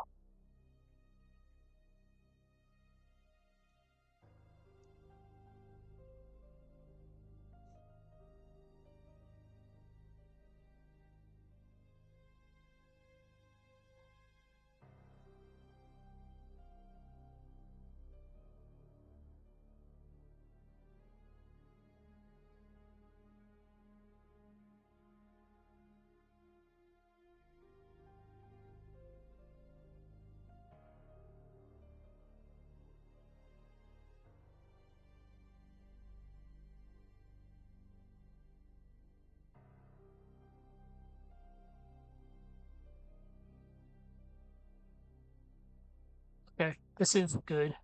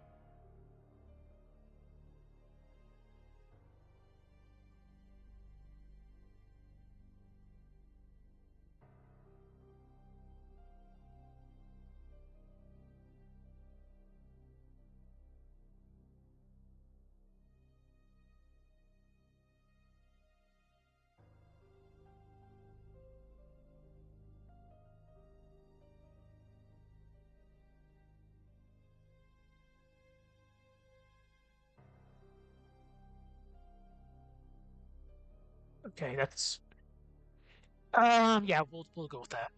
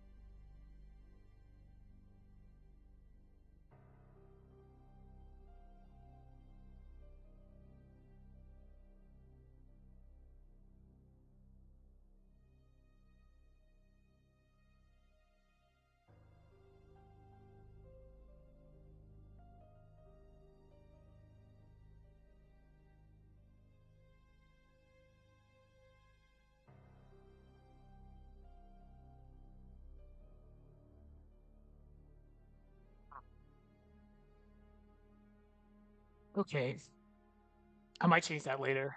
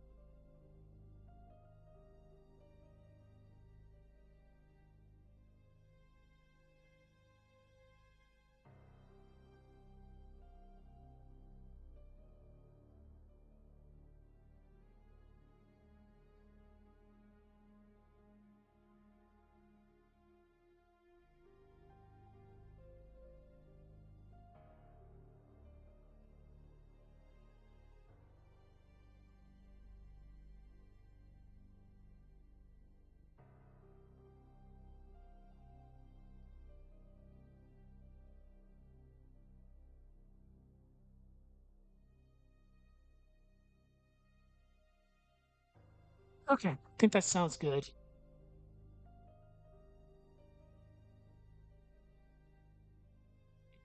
We don't need to add that part. It's more fluff we can get rid of.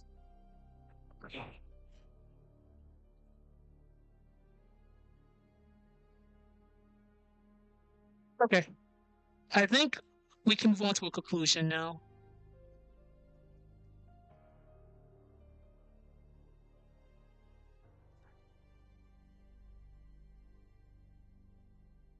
Okay, let me just move this over so I can reread it on the side.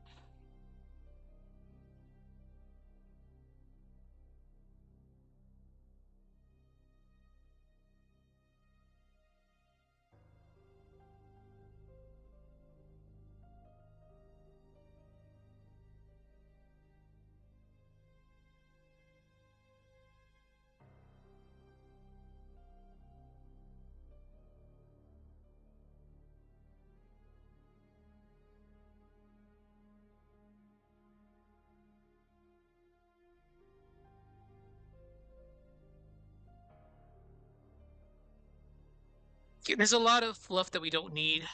I'm just gonna rewrite it from scratch.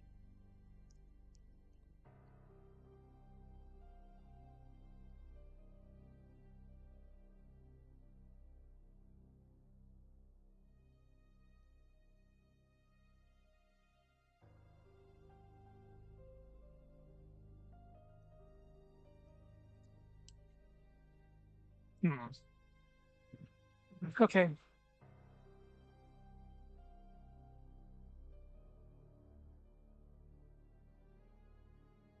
Italics, I see you.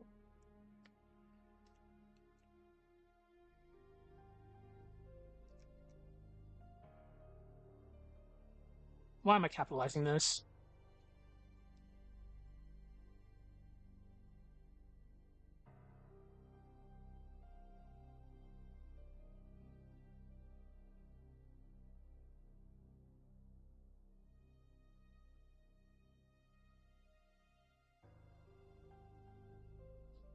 Go back to fucking school, dude.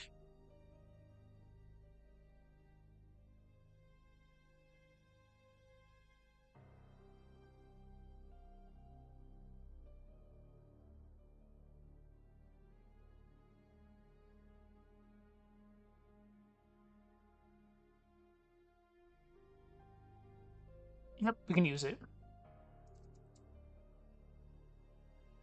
Did I? Yeah.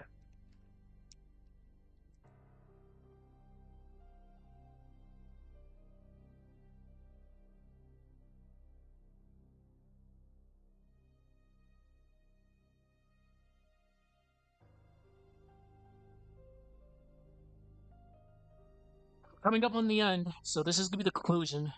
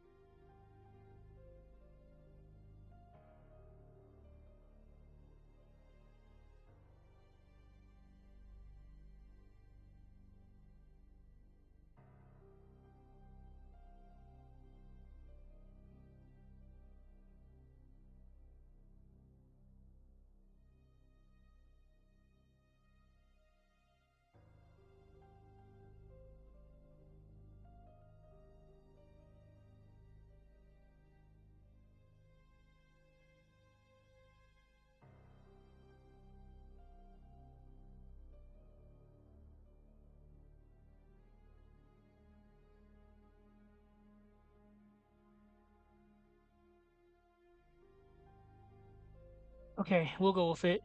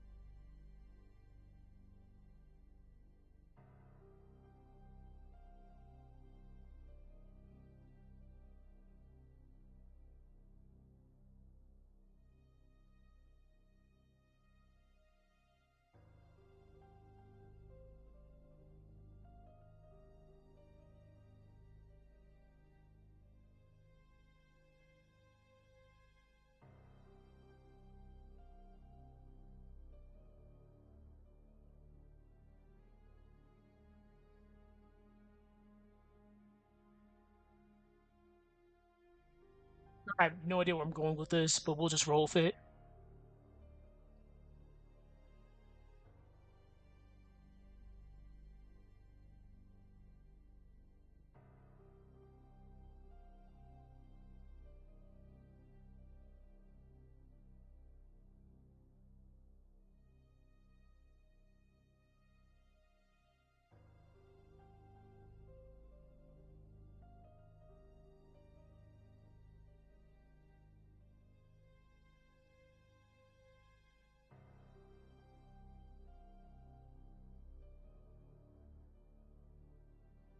Uh,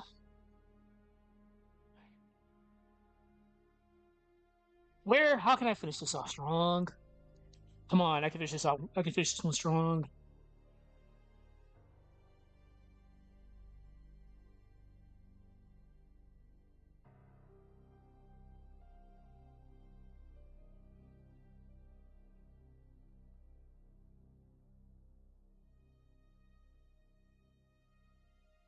Son of a bitch. How will I finish this off strong?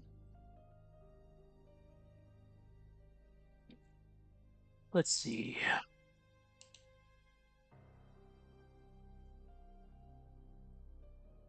Good thinking.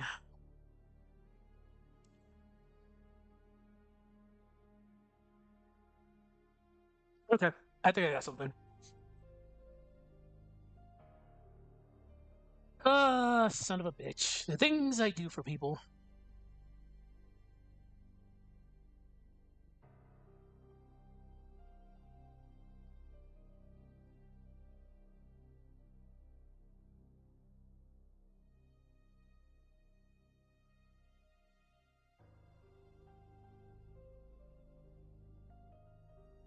Hmm. Okay, let's see.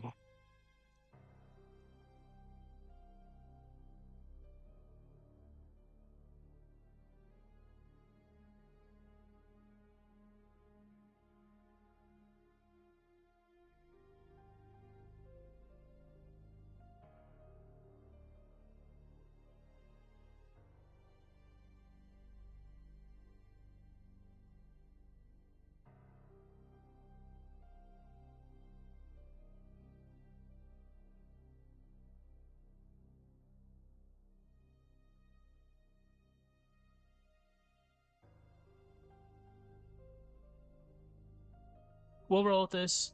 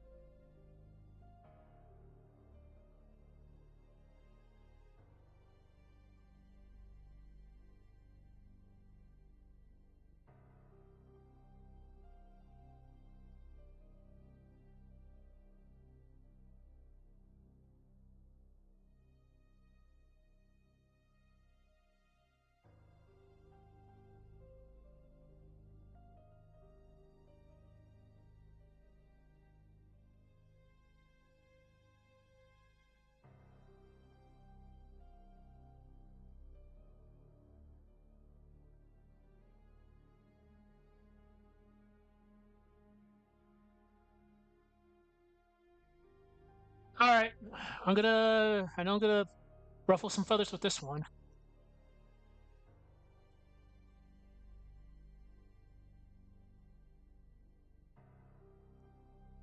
More casualties.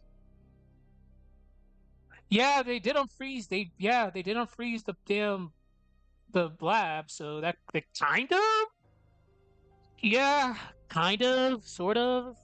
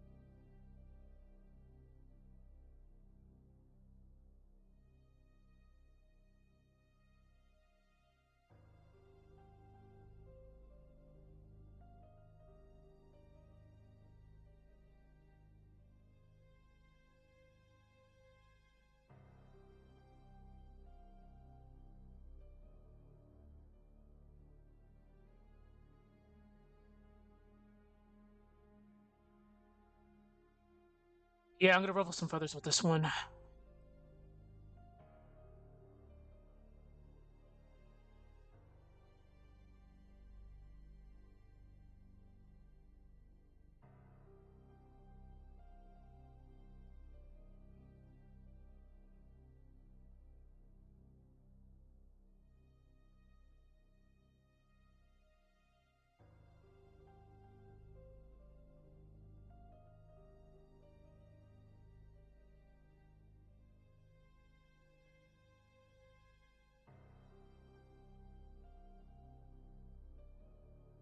I'm saving face right now. I'm trying to save face with that section.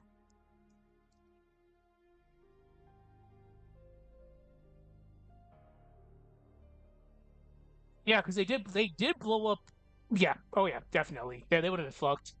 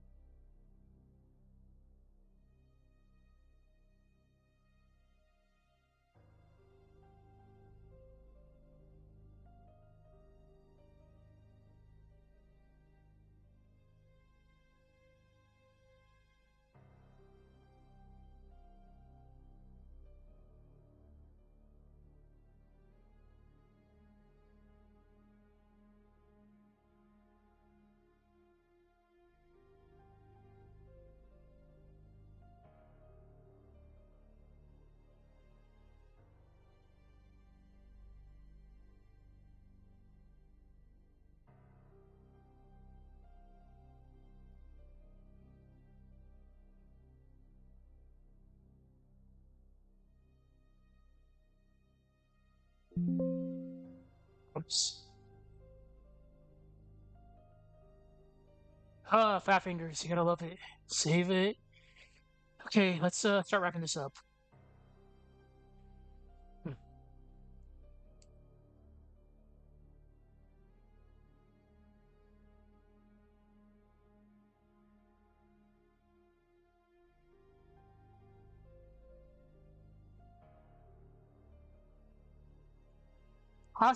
Well, it's let's wrap this up on a strong note.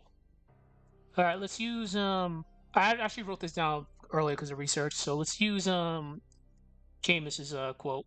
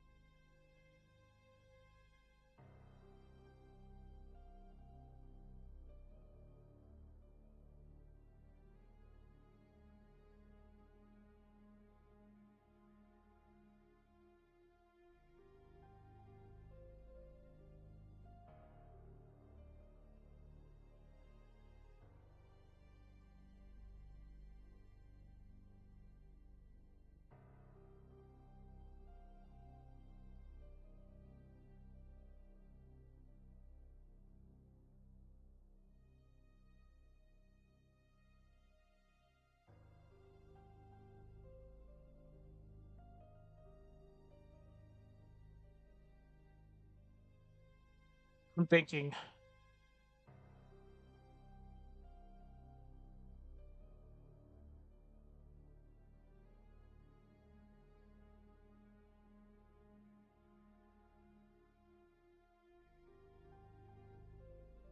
Um, we can tie this together.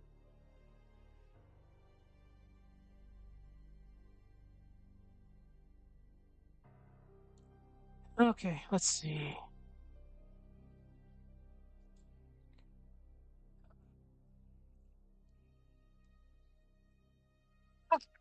Where should I go about this?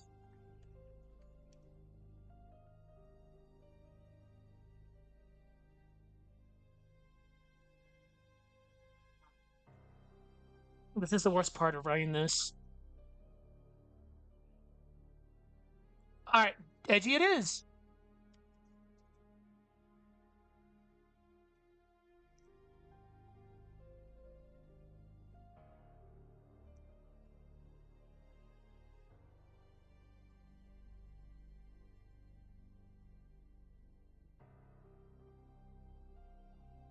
Well, this is all gonna be like a 10-minute video. I fucking call it.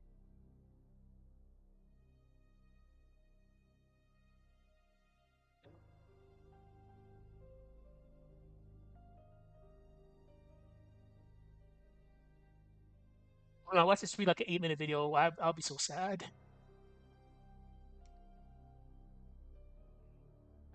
Fritz.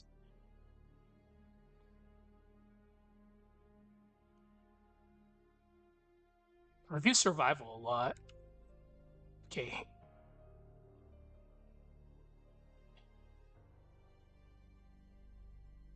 This.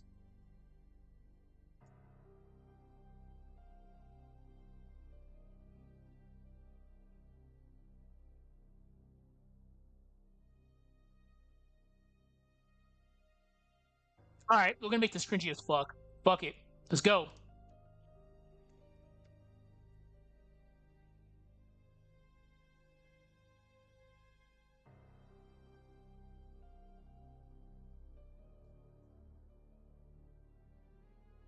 Why do I sound like this? The way they're shaping out, it's like Jill's fucking monologue from RE3. Holy shit. Okay. All right, let's go.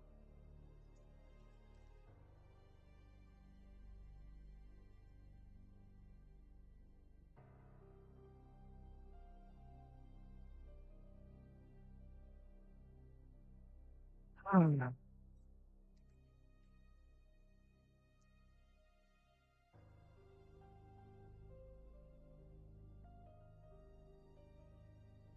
All right, yeah, I'm making this cringy as fuck. Let's go.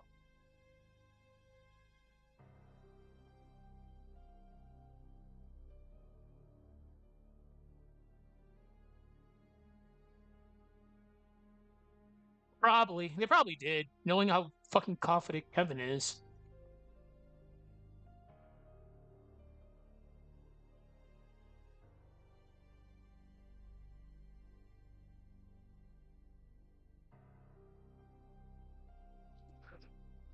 Uh, yeah. We don't need to add that. No, let's not add that. We're good.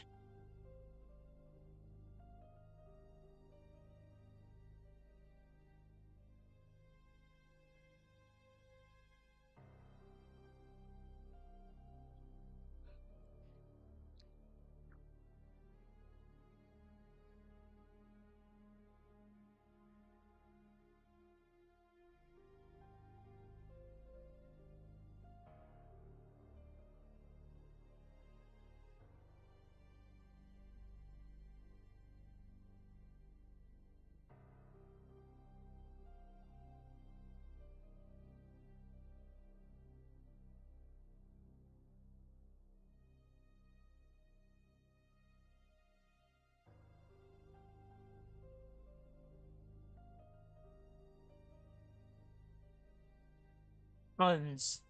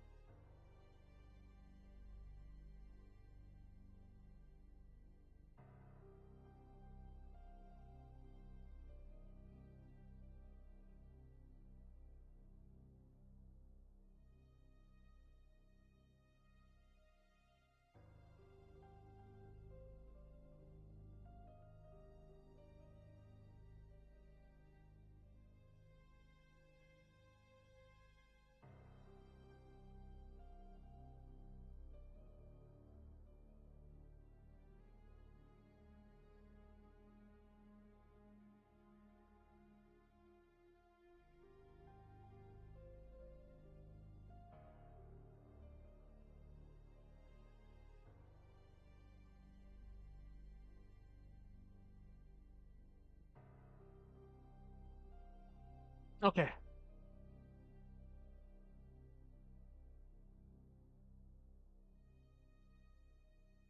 This can be the final sentence.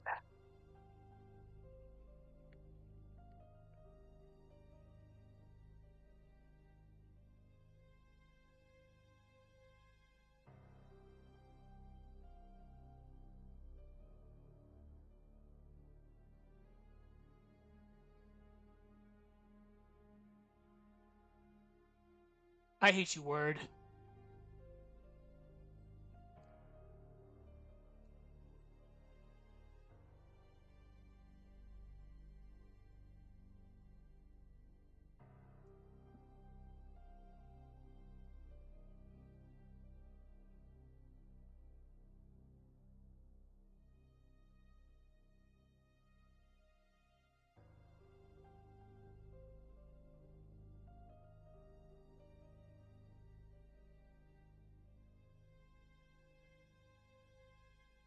Hmm.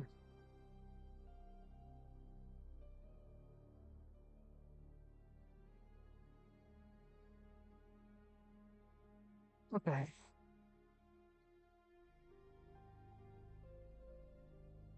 Okay, let's move that over to the other word.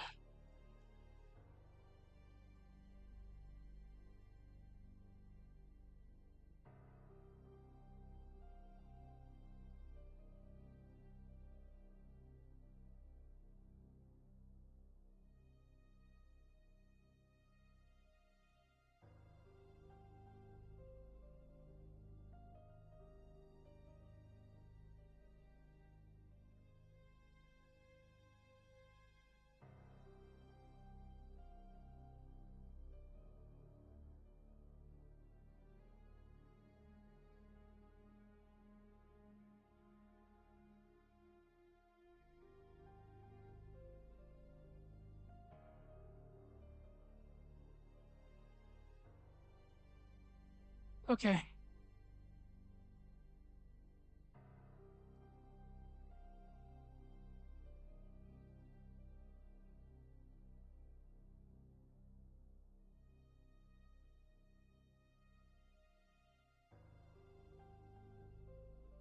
I think so far this is good.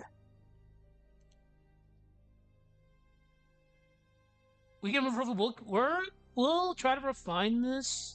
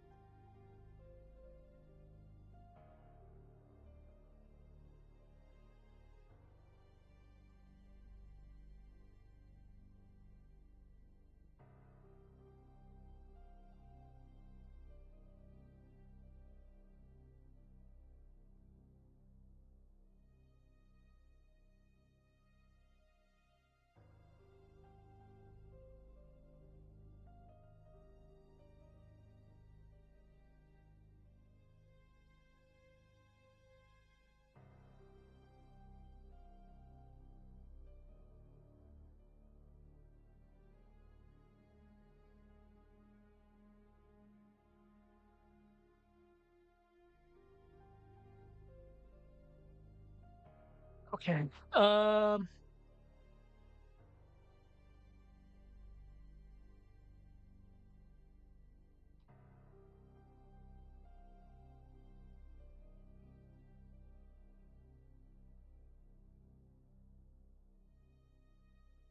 I think this is good. There are definitely areas where I feel we could probably refine it a little bit more.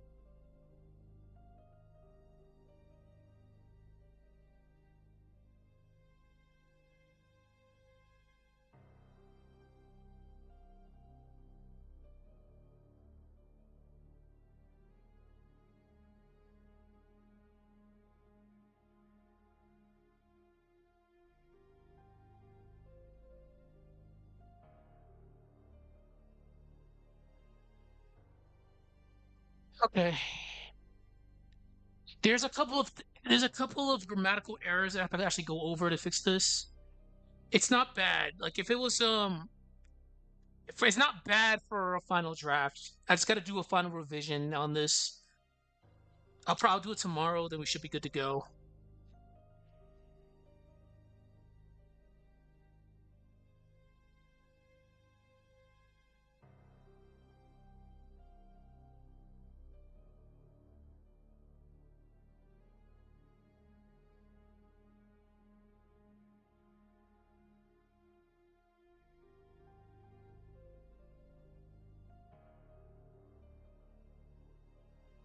I don't like how that sounds.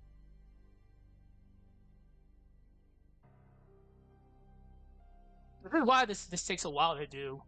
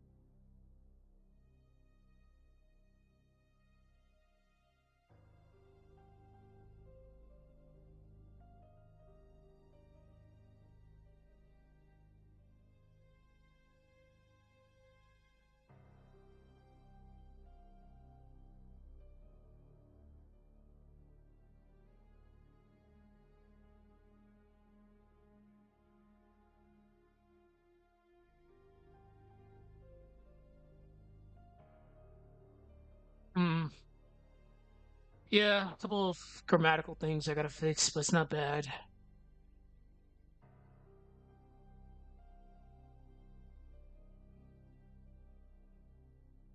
Okay. All right. So that's good as a rough final draft. The final product I'll do when I wake up tomorrow, but this is good for this is my liking. Like we covered a lot of areas. Like we've combined everything that needed to be said. Everything is fine. It took a while to write, but we actually finished this up pretty good. So I had done a rough draft before, and I was finalizing it when that happened. Again, guys, saying that you know who makes AI generated essays is blasphemy. I just wrote this whole entire thing down this in the span of like 3 hours. Let us not be stupid, people. Other than that, will we move on from the shit like that? Like negativity breeds positivity in my book. I feel like this is gonna be a pretty good video. So here's the proof. From now on, I will do live streams of my work. Okay, other than that, tomorrow we'll start recording. We'll start recording the voiceover. I'll start getting the clips from a Yoko video. I'll record the voiceover first to see how long the clip needs to be. I guarantee you this is probably gonna be like an 8-minute video, probably, maybe. This is a 5 paragraph essay, no 5 page essay. So actually, let me make this Times New Roman so we can actually see.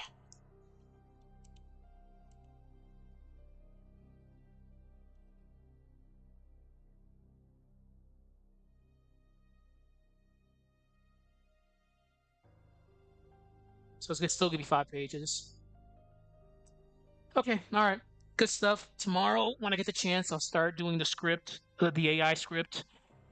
I'll see how long the video is, then we'll play below freezing point, then we'll just go from there.